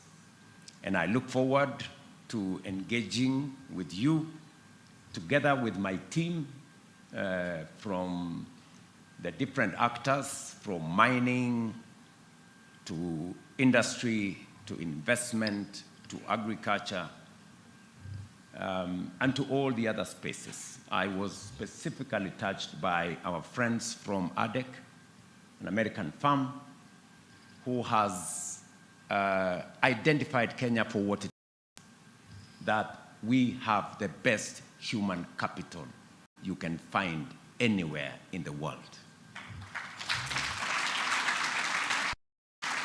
I say that with no doubt in my mind and without fear of any contradiction, that we have the best human capital you can find anywhere in the world. The testimony of the panel is here. They kept on referring back to the Kenyan people, the Kenyan people. And that is what it is. And so, it's not by default that the Kenyan people is central to the development of our country and to the investment climate that we have as our country. It's because we have consistently invested as a nation in our human capital. 30% of our budget every year goes to education, training at all levels. We've just increased in the last 3 years our education budget by $1.5 billion in the last 3 years. We've hired 100,000 teachers more into our classrooms, expanded learning spaces by 23,000 classrooms, and developed a new funding model to make sure that our colleges and universities have adequate resources to sharpen our human capital. And from a policy point, I want to assure you that the jewel of our investment, the Kenyan human capital, will continue to receive the Kenya government's attention and resources for us to make sure that we don't lose that competitive edge that comes with investing in our human capital. I think it has also been said by investors here that stability is critical to investors making decisions. Stability in policy, stability in every other field. And we will continue to work with investors to make sure that we are predictable, that we continue to manage the space responsibly. And because of the discipline that we have introduced into the financial space, we can now confidently tell investors they can repatriate any of their profits anytime, in whatever manner they want, because we have the resources. I can tell you confidently, we have the dollars, we have the resources to make sure that none of you get stuck with whatever you want to do in our country. And we are doing this for the long term and for the long haul. So to all of you, again, let me say thank you very much for choosing Kenya, and we look forward to working with you. God bless you. Thank you.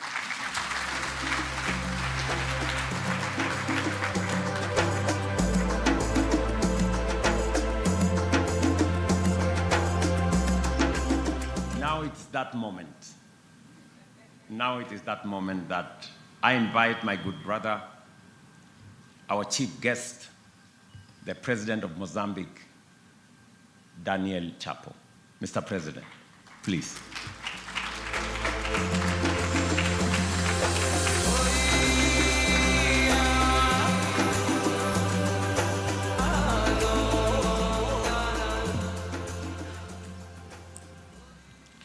Good morning. Can you sit?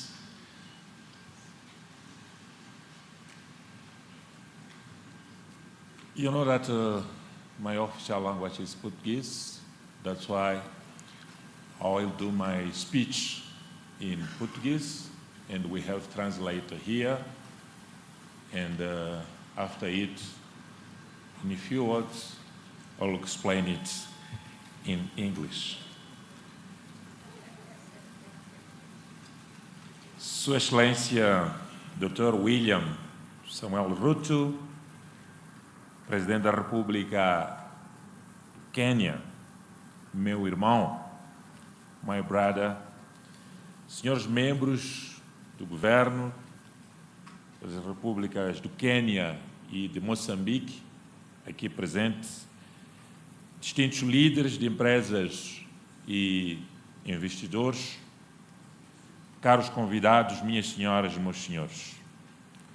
Em primeiro lugar, quero agradecer a Vossa Excelência, Senhor Presidente, Dr. William Samuel Ruto, meu irmão, e ao povo do Quênia, o governo da República do Quênia, pela calorosa recepção e tradicional hospitalidade que nos tem sido proporcionada desde a nossa chegada a este país irmão. E eu, em particular, quero agradecer por ter indicado um ministro que tem a minha altura, 2 metros de altura.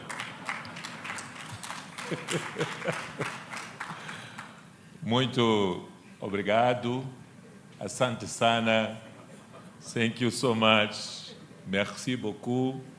Xexie, arigato. Donc, asante sana. Temos o enorme prazer de iniciar a nossa intervenção expressando em nome do povo e do governo da República de Moçambique, em meu nome pessoal, o nosso profundo apreço pelo honroso convite que nos foi dirigido por Sua Excelência Dr. William Ruto, Presidente da República do Quênia, meu irmão, para participar nesta Conferência Internacional de Investimento neste país irmão.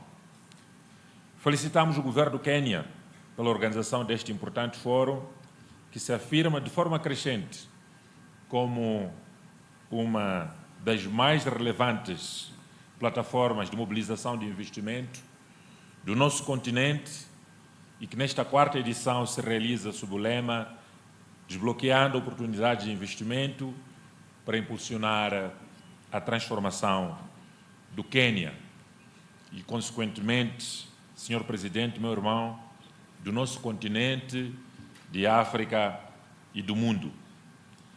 Que este lema capta com precisão a encruzilhada histórica em que o nosso continente se encontra. Durante décadas, a África foi definida pelo seu potencial. Eu tenho dito que a África é o continente do futuro, é o continente de recursos minerais, de potencialidades agrícolas, da juventude, que é o capital humano, é, sem margem de dúvidas, o continente do futuro. Hoje, o desafio do nosso tempo já não é identificar oportunidades, disseram aqui os nossos painelistas, são tantas, é desbloqueá-las. Por isso, o lema deste fórum, com decisões políticas firmes, como Vossa Excelência disse aqui, capital paciente e parcerias estratégicas à altura das prioridades africanas. E o que significa, na prática, desbloquear oportunidades de investimento? Significa 3 aspectos fundamentais.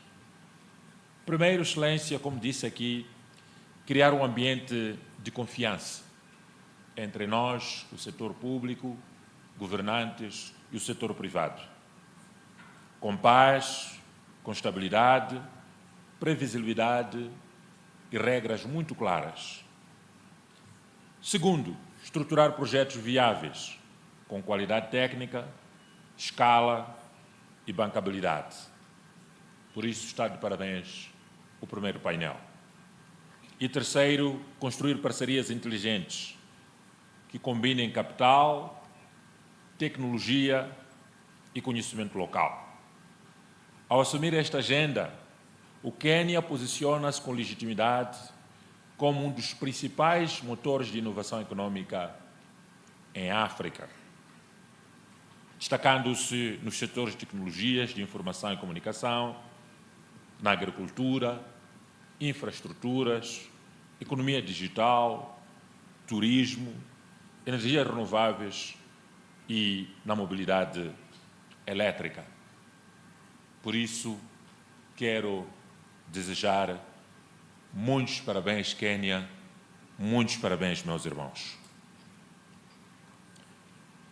Minhas senhoras, meus senhores, o continente africano está a atravessar uma fase decisiva de sua história econômica, com uma população superior a 1,4 mil milhões de pessoas, das quais mais de 60% são jovens. Repito, mais de 60% são jovens. A África representa hoje o maior reservatório global do capital humano, como disse aqui Vossa Excelência, em franco crescimento. Com a implementação da área livre do comércio continental africana, estamos a construir o maior mercado integrado do mundo em número de países, com um PIB combinado superior a 3,4 trilhões de dólares. Há poucas décadas, Excelência, caros convidados, a África travava a luta pela sua libertação política.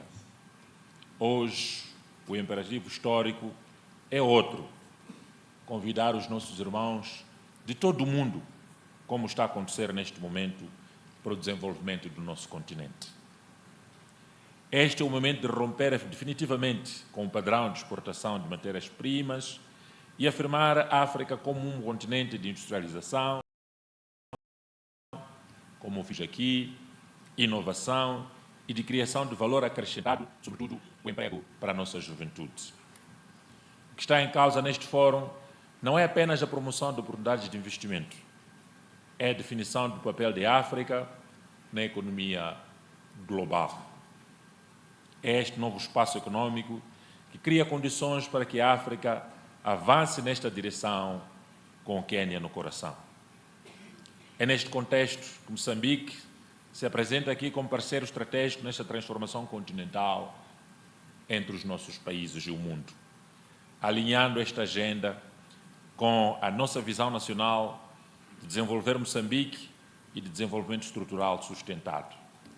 Tal como o Quênia, o nosso país irmão, com quem temos relações históricas, estamos comprometidos com o desbloqueio de oportunidades em setores estruturantes, com destaque para a agricultura e a agroindústria, tecnologias de informação e comunicação, energias renováveis e transição energética, indústria transformadora, economia criativa e serviços, mobilidade sustentável, turismo e economia azul.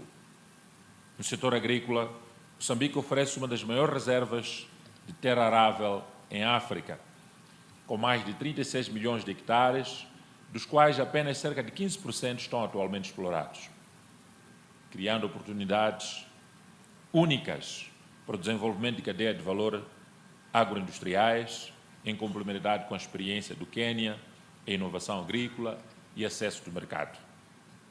Nas tecnologias de informação e comunicação, reconhecemos o Quênia como uma referência continental, com quem temos muito a aprender, particularmente no domínio da inovação digital e nos serviços financeiros móveis. Moçambique está a acelerar a sua transformação digital, criando espaço para parcerias estratégicas em inclusão financeira digital, plataformas tecnológicas, governo eletrônico e ecossistemas de inovação. Por isso, pela primeira vez, criamos o Ministério de Comunicação e Transformação Digital para responder a esta dinâmica.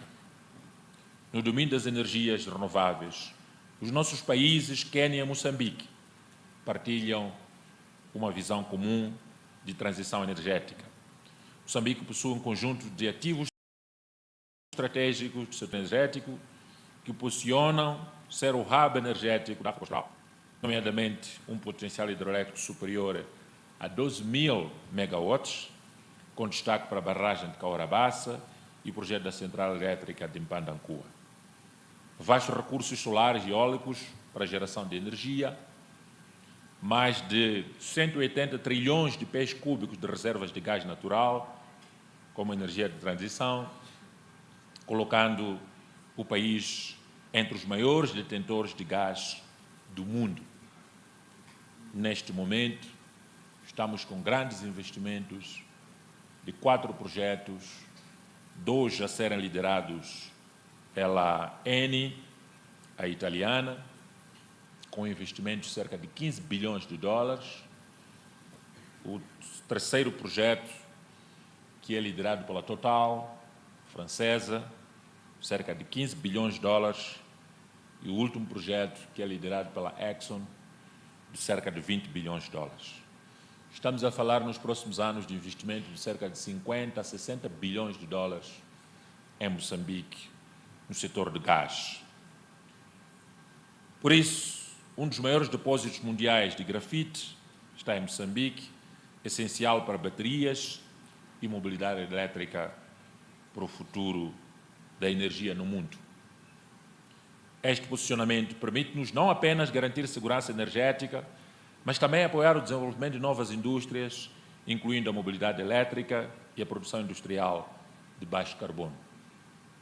Nos transportes e logística, Moçambique possui uma posição geoestratégica privilegiada, à semelhança dos nossos irmãos do Quênia, com 3 corredores logísticos estruturantes: corredor do Maputo, no sul, corredor da Beira, no centro, e corredor de Nacala, que liga o hinterland africano ao Oceano Índico. Neste aspecto, pretendemos consolidar a criação de zonas econômicas especiais, como estão a fazer os nossos irmãos no Quênia, e corredores de desenvolvimento que ofereçam condições competitivas para investimento com acesso direto a mercados regionais. Na indústria e no setor têxtil, identificamos oportunidades concretas de cooperação para o desenvolvimento de cadeia de valor regionais, aproveitando o acesso preferencial a mercados internacionais e o potencial de industrialização leve. No turismo e economia, Moçambique pretende transformar o potencial turístico de 2.700 quilómetros de linha costeira e ilhas paradisíacas em riqueza sustentável. Há oportunidades em hotelaria, marinhas, conservação, transporte marítimo e turismo de natureza. Na economia criativa, a África começa a afirmar-se globalmente como um espaço de inovação cultural. Pois, a América nasce em África. Temos juventude, talento. Moçambique e Quênia podem juntos impulsionar indústrias culturais, digitais e criativas, com novos motores de crescimento econômico e geração de emprego. For that reason, ladies and gentlemen, unlocking opportunities requires more than resources. It requires trust, reforms, the courage for reforms, and strategic vision. Mozambique is committed to the creation of a competitive investment together with our brothers from Kenya, based on reforms to streamline administrative procedures in the public sector, greater regulatory predictability for business. We also want to make sure that the investor can invest in a country that they know that predictability is there. We also want to work on institutional strengthening and the promotion of public-private partnerships. We are working to make sure that investing in Mozambique and investing in Kenya means security, predictability, and sustainable return. For this reason, we have established an Office for Reforms and Structural Project under the presidency. It's called Delivery Unit, as a mechanism to ensure monitoring and coordination of this process. Your Excellencies, ladies and gentlemen, we hope that the relationship between Mozambique and Kenya will evolve into structural economic partnership. To this end, we propose to move forward in 4 specific fronts: logistic integration between the Eastern and where Kenya is well positioned in Southern Africa, where Mozambique is also very well positioned. Cooperation and digital innovation, fintech, and data centers at the level of our countries. Development of regional agro-industrial trains, partnerships in renewable energy and electric mobility. Maputo, our capital, and Nairobi, access can and must become a corridor for intra-African innovation, trade, and investment. Now it's the time to build African economic bridges, reducing external dependencies and strengthening intra-African trade. Because economic future is in Africa, and it will not be determined by the resources, as it was said by my brother, the President Ruto, by its ability to transform those resources into value. Africa's time is now. But this moment demands a change of approach. It's not enough to invest in Africa. We must invest with Africa. As my brother, President Ruto, said, this approach requires a long-term vision, mutual trust between us, Kenya and Mozambique, and our investors, their commitment to structural transformation, and the motto of this expansion challenges us to act, to break down barriers, to invest and transform Kenya and Mozambique. To the investors here present today, our message is very clear. Kenya and Mozambique are united, open to investment, and ready for partnership. Moçambique e Quênia parecem escala. Mozambique and Kenya offer skills, resources, natural resources. We offer good geographic locations, and above all, we offer leadership that is committed to stability, peace, safety, reforms, and inclusive growth. I would like to conclude with a firm conviction. Africa will not merely be one of the main centers for economic growth in the 21st century. It will be one of the main drivers. And within this movement, countries such as Kenya and Mozambique have historic responsibility to lead this transformation with conviction, courage, and determination. Today, more than an invitation to the investors, to Kenya and to Mozambique, we make a commitment. The global economic future will, in part, be built in Africa and will be built by Africans, brothers that are investors that come from all parts of the world as partners, yes, but with African leadership from the private and public sector, with the supervision of the private and public sector and African priorities. I would like to make it clear that for us, the private sector is the engine for development. The private sector is the one that is going to help for this. And us, at this moment, we are here to guide the countries and facilitate investment, and especially facilitate making money both for Kenya, in Mozambique, and in African continent.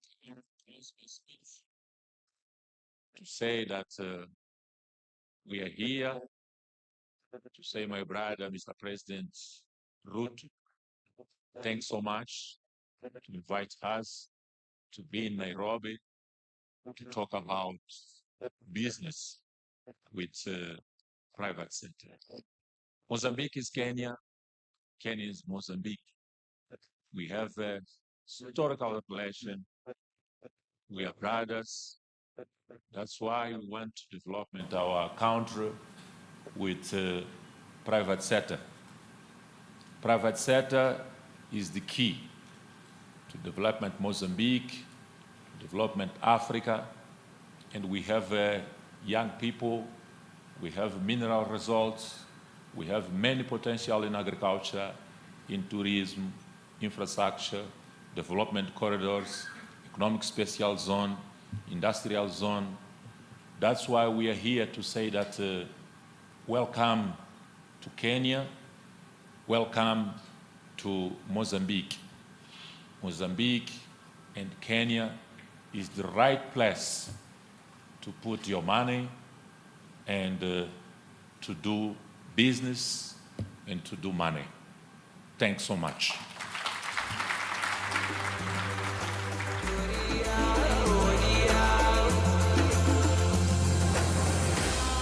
Another round of applause for both the heads of state for wonderful statements. May I request that we briefly take our seats? Kindly, let's take our seats. With your permission, Your Excellencies, we'll now transition to awarding of some certificates. And just to give us context of what the investments are all about and how that is, and the categories that are there, allow me to invite the Principal Secretary for Investment Promotion, Mr. Abubakar Hassan Abubakar, purely just to give us context before we progress to the award ceremony. Let's give him a clap as he's coming. Welcome, sir. Your Excellency, sir, as you have underscored in your speech, Kenya, under your able leadership, today formalizes over $2.9 billion in investment across 20 strategic deals in 7 sectors, spanning both new investments and reinvestments. On the Kenyan investment map, these investments are landing in 10 counties and sourced from jurisdictions including Singapore. This is indeed sending a clear message to the investment community out there that Kenya is open for business, safe for business, ready for business, and we mean business. Ladies and gentlemen, I now invite you to turn to the screens as we highlight the 20 investment deals. Across the nation, new partnerships are taking shape, industries are rising, and the world is investing in Kenya. Today, Kenya highlights 20 strategic deals from 9 countries across 7 sectors, together representing more than $2.9 billion in investments. In ICT and BPO, ADEC Innovations is establishing a knowledge process outsourcing and ICT services center worth $10 million in Machakos County. In energy, through its Malindi Solar Expansion Project, Globelec will be investing up to $70 million in additional solar power and battery energy storage in Kilifi County. RVL Healthcare is channeling $50 million to specialist oncology care in Nairobi County. Bounty Management Global DWC LLC is injecting $60 million into hospital development. And Balmer Healthcare is investing $200 million in healthcare and pharmaceutical infrastructure in Uasin Gishu County. In agriculture, Blue Skies Holdings Limited is injecting $12 million into mango processing and export. Tana River Sugar Company is undertaking a $285 million integrated sugar processing complex in Tana River County.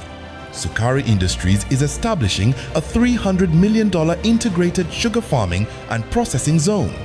And Tana Bliss Kenya is advancing $300 million toward rice cultivation, irrigation, and agro-processing. In real estate development, Al Asab Real Estate is channeling over $630 million in commercial real estate and mixed-use development. Of this investment, $380 million will develop Mombasa Creekside Gardens in Mombasa County, and $250 million will be utilized in Nairobi for the development of Nairobi Arch Bellevue. In manufacturing, Syntex is supporting an $8 million textile and apparel manufacturing expansion. Elgon Kenya Limited is channeling $10 million to fertilizer manufacturing. Lineplast Group is committing $13 million to plastics recycling in Kiambu County. Milliglass SEZ Limited is investing $25 million in glass bottle manufacturing. MMP Industries is driving a $25 million bioethanol manufacturing initiative in Bungoma County. Lucky DJX is investing $65 million in solar and textile manufacturing. Full Care EPZ is rolling out $100 million to medical garments manufacturing. And Defki Group is investing $370 million in clinker manufacturing in Kitui County. In mining, Bururi Project by NGX Australia is channeling $350 million in the mining sector in KIICO County. Together, these investments are expected to generate more than 63,000 jobs in manufacturing, real estate, agriculture, healthcare, energy, mining, ICT and BPO, driving growth across 10 counties and building the industries of the future, supported by government agencies and county governments. This is global confidence. This is strategic partnership. And this is investing in Kenya.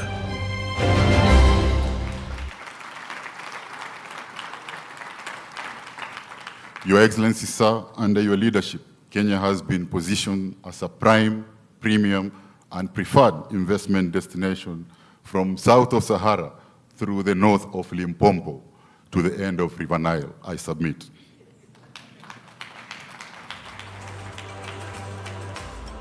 As mentioned, we'll have two categories that are going to be recognized. The first category, Your Excellencies, with your permission, is those that represent high-impact investment and reinforce Kenya's position as a regional hub for high-value services and industrial production.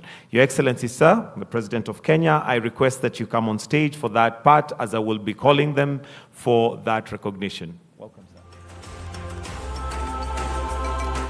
And to start, we'll start with Mr. James Mao, CEO of Syntex, and this is the manufacturing and textile apparel.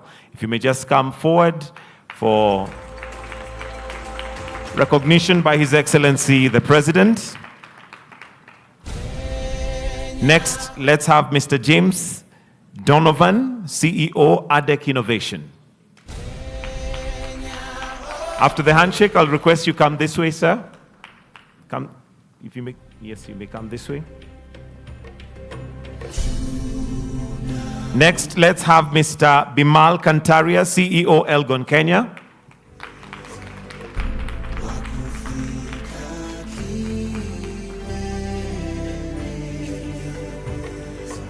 Followed by Mr. Hugh Pyle, CEO, Blue Skies. Then followed by Ms. Mary Ngesho, co-founder, Line Plast Group.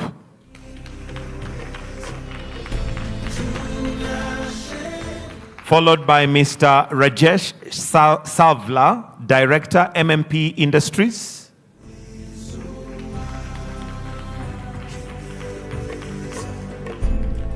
Then Mr. Mohammed Rashid, Executive Director, Miley Glass SEZ.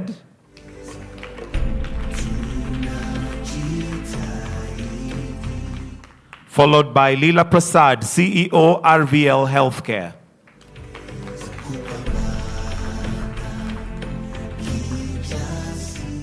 Followed by Mr. Nirav Dave, Bounty Global Management, DWC LLC. And the last in that category is Mr. Chen Xiangchang, CEO, Lucky DJX. Now, the next 10 investment deals represent a 1.5 billion, positioning Kenya as strategic investment hub across agriculture, mining, manufacturing, energy, and real estate. But before that, I'll request that we all now proceed for a group photo of the 10. If we may just go back and arrange ourselves for a group photo before we take our seats. 5 on one side, on the left, and 5 on the right. We can have the lady next to the President for gender balance. As I can see that it's a very testosterone-filled group. Thank you. You may now take your seats. Your Excellency, the next 10 investment deals represent a 1.5 billion positioning of Kenya as a strategic investment hub across agriculture, mining, manufacturing, energy, and real estate. And I'll start with Mr. Edward Walsias from Globelec. Kindly. After the handshake, please proceed to the extreme left, just like we did with the other team. Followed by Mr. Wu Jianfei, CEO, Full Care EPZ Limited. Mr. Wu Jianfei. Let's also have in tow Mr. Koima Lagat, CEO, Balma Healthcare.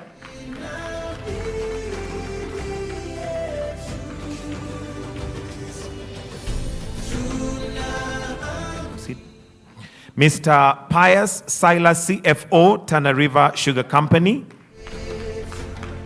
And I hope I pronounced it right. In Kenya, we call him Pius, but I understand it's Pius, depending on which school you went to. Then followed by Dr. Sambavisa Rao, Executive Director, Tana Bliss Kenya Limited. Then representative of Sukari Industries Limited. And they're in the manufacturing of sugar processing factory. Followed by Mr. Peter Fox, Executive Director, Bureri Project by NGX. Then Mr. Narendra Raval, Chairman, Devki Group.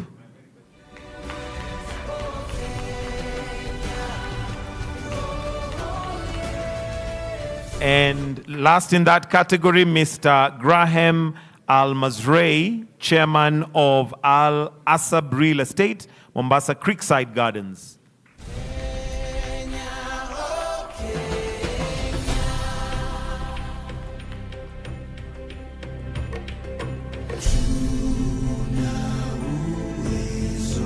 Then I'll humbly request that we all now come in for the group photo. So 5 on this side, 5 on that side. 5 on each side. And at this point, I'll just say behind every man there's a strong woman, because I can't see any ladies there. So there must be some very strong ladies behind all these men.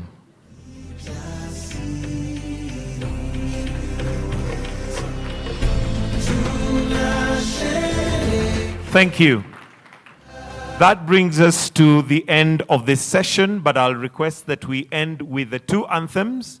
We'll start with the Mozambique national anthem, followed by the Kenyan anthem. So let us all be upstanding as we now come to a close with the playing of the anthems. The anthems.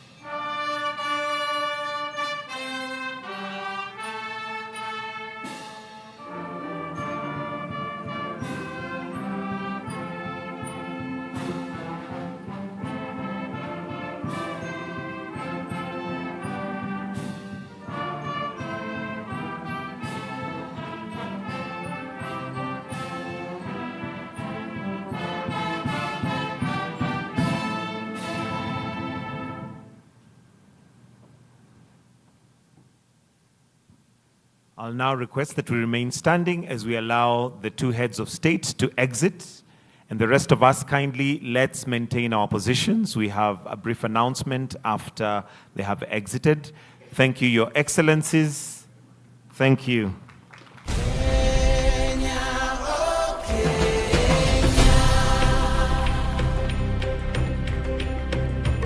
So, ladies and gentlemen, we are not yet done. We are just getting warmed up. Please, let's take our seats. Let's take our seats. And at this point, I would like to invite Engineer Kefa Seda, the Director General of the Public-Private Partnership Directorate, to showcase some of the bankable investment projects in Kenya. So let us put our hands together as we now welcome Engineer Kefa Seda to carry on from here. Engineer.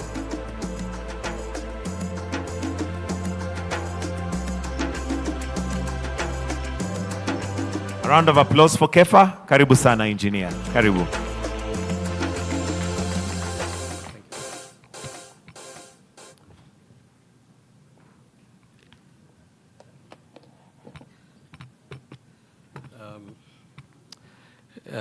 Distinguished guests, allow me ride on already established protocols. Ladies and gentlemen, good morning. Good morning.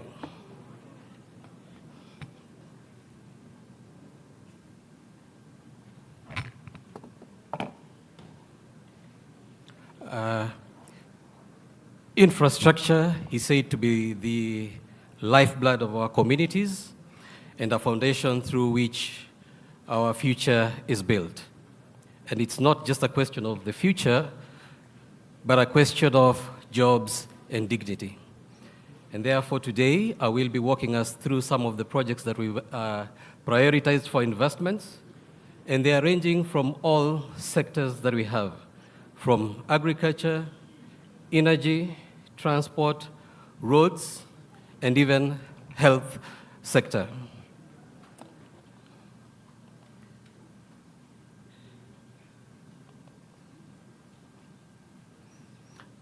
As it stands today, within the PPP pipeline of projects, we have 50 projects that are cross-cutting all the life cycle stages.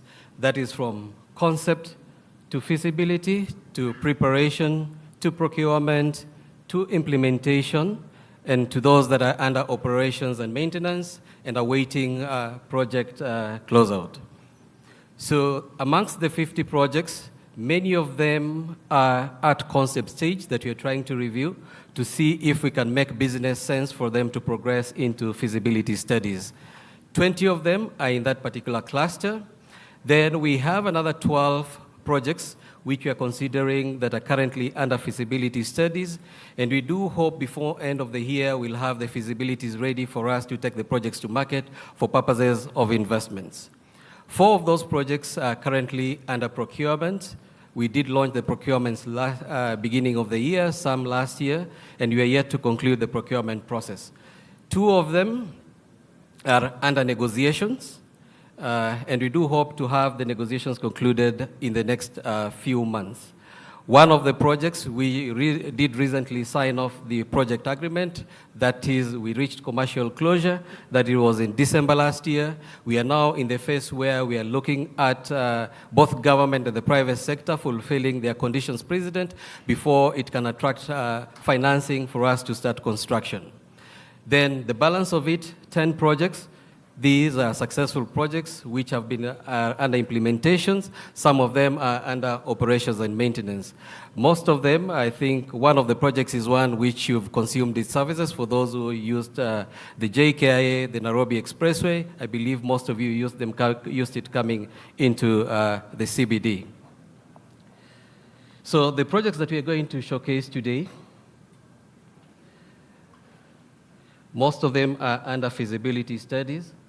As we've heard, money follows merit, and therefore we've invested in project preparation, and through this we should be able to come up with investment-grade projects that can attract money. So the first project that we have to showcase to us, it's a project that has been in the limelight for a while, that is the Nairobi Mombasa Highway, which is 461 kilometers. And these are projects that we want to increase the capacity. As it stands today, the volume to capacity ratio has exceeded 1, meaning that the volume of vehicles cannot be accommodated within the existing infrastructure. So what we intend to do is to do all this particular road and make it a toll road. This particular road forms part of the Trans-African Highway number 4 that starts from the port of Mombasa, goes through Uganda, through Rwanda, and terminates in Lagos in Nigeria. Greater part of it is not within the country because the Trans-African Highway number 4, we only have a portion of 1,000 kilometers. The rest is distributed in other countries. We should not just see this as a road because this is going to be an economic corridor. Why am I saying it's going to be an economic corridor? As our head of state did allude to, we are going to have quite a number of special economic zones situated along this corridor. We are going to have a number of logistical hubs situated along this corridor, which will catalyze economic activities along this particular road. The current status, we did recently launch the procurement for transaction advisors to help us package this project for purposes of having feasibility studies, which we do intend to have before end of the year. The approximate investment cost will be around $300 million US, and the project location, as I did indicate, it's between Nairobi and Mombasa. The next project that we want to showcase, which has also been in the limelight for a while, is the Kibuka Falls Hydropower and Irrigation Dam. This is going to be a multi-purpose dam serving irrigation, offering water security, and lastly, generating power. We do intend through this project, we'll generate around 700 megawatts. We do know that the rate of economic progress of a country depends on the abundance and the cost of energy. And therefore, as a country, we've been very deliberate to focus on renewable energies that would create stability in our grid. And therefore, through this particular project, we are going to raise 700 megawatts that will be injected into the grid. Besides the 700 megawatts, we are going to have potable water that would be supplied to various regions, that is covering Tana and Tharaka Nithi, and this even goes to downstreams towards the Galana area.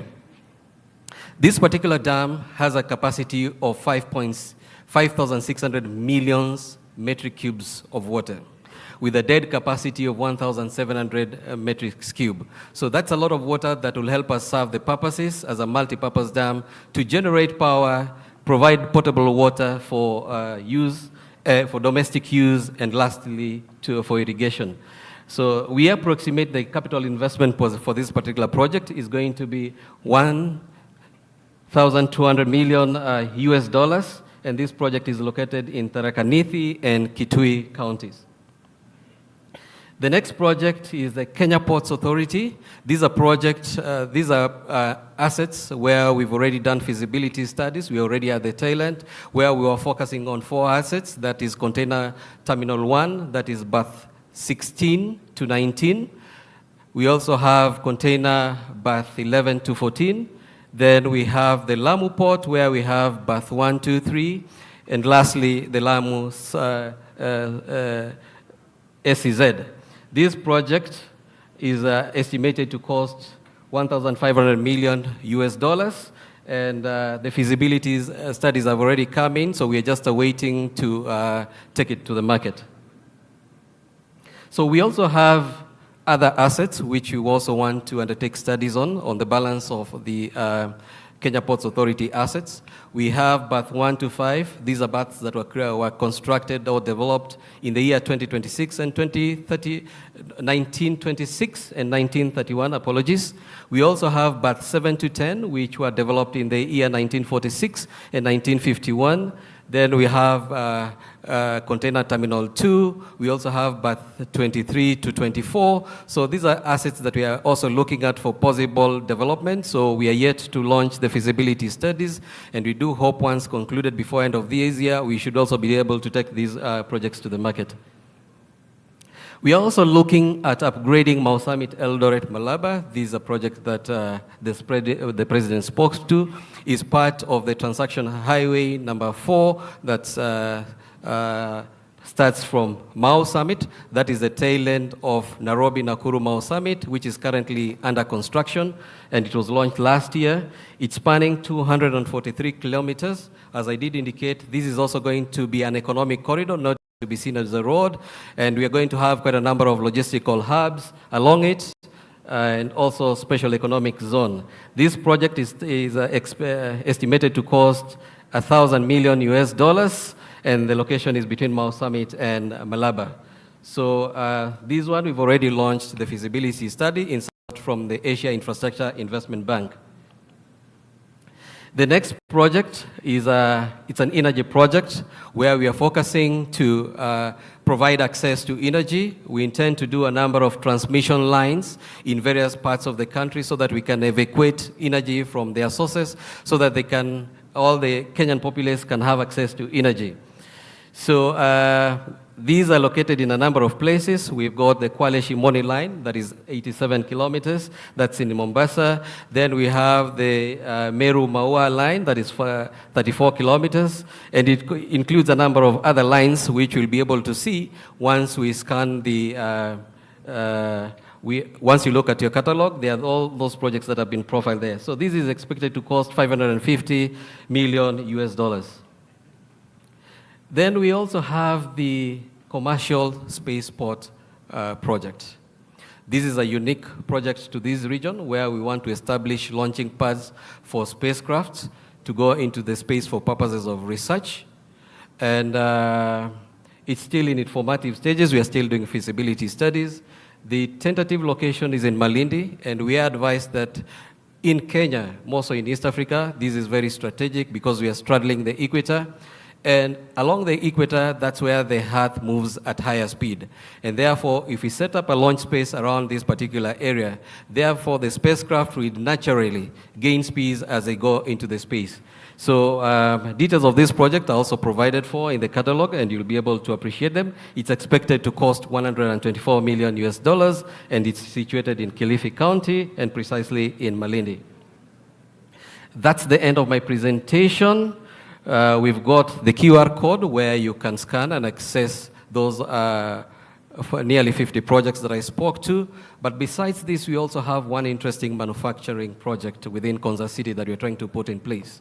And this is going to be a pharmaceutical manufacturing plant that will also help us reduce the burden of importing drugs for this particular region.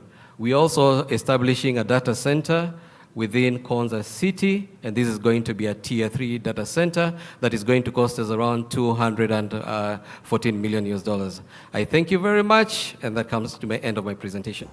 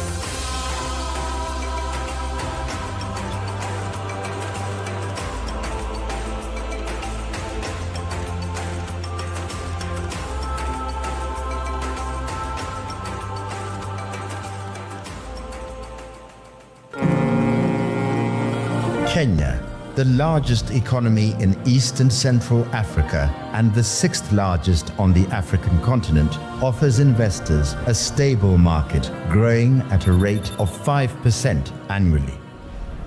This isn't just a place to pause, it's a place to scale. Located at the heart of Africa, Kenya is an established and mature democracy with over $50 trillion in global market access and trade corridors connecting economies and people. Kenya offers scale, stability, and speed for global capital. From agriculture to apparel and leather manufacturing and much more, Kenya produces for the world. From our fertile lands to global shelves, Kenya feeds the world with quality and consistency, exporting tea, coffee, flowers, avocados, nuts, and herbs to every continent. From electric mobility, pharmaceuticals, to green innovation and technology, we are building the industries of tomorrow. Here, power is renewable, with over 93% green energy driving industry, cities, and sustainable growth. From smart buildings to eco-lodges to electric vehicles, Kenya is redefining sustainable living at scale. From all corners of our country to the region's capital, our road, rail, and air networks connect businesses to opportunities. This is Africa's Silicon Savannah, where technology powers inclusion and innovation drives growth. Fintech moves billions daily, with mobile money connecting people and driving businesses. Home to 85% of East Africa's tech startups, Kenya is the continent's digital gateway, ranked #1 in Africa on startup funding. At the Nairobi Securities Exchange, capital flows with confidence, fueling enterprise and new frontiers of opportunity. One of the best performing stock exchanges in Africa. Supported by a robust banking and financial ecosystem, Kenya is a regional financial hub on the continent. Across special economic zones and industrial parks with progressive fiscal benefits, opportunities scale fast. Invest in Kenya for clear incentives, investor protection, and a robust legal framework. Our greatest strength is our people, young, skilled, visionary. They are not waiting for the future. They are building it every day in every corner of our land. Home to more than 300 multinationals and growing, and the only United Nations headquarters in the Global South, including UNEP, Kenya stands as the environmental capital of the world. We are predictable, competitive, and open for business. Kenya offers high quality of life, vibrant cities, world-class hospitality, and extraordinary natural landscapes. A place where global talent can live, work, and belong. Kenya is where Africa's industrial growth takes shape. If you are looking for scale, speed, certainty, and a gateway to Africa's fastest growing markets, invest in Kenya, because the future is already here.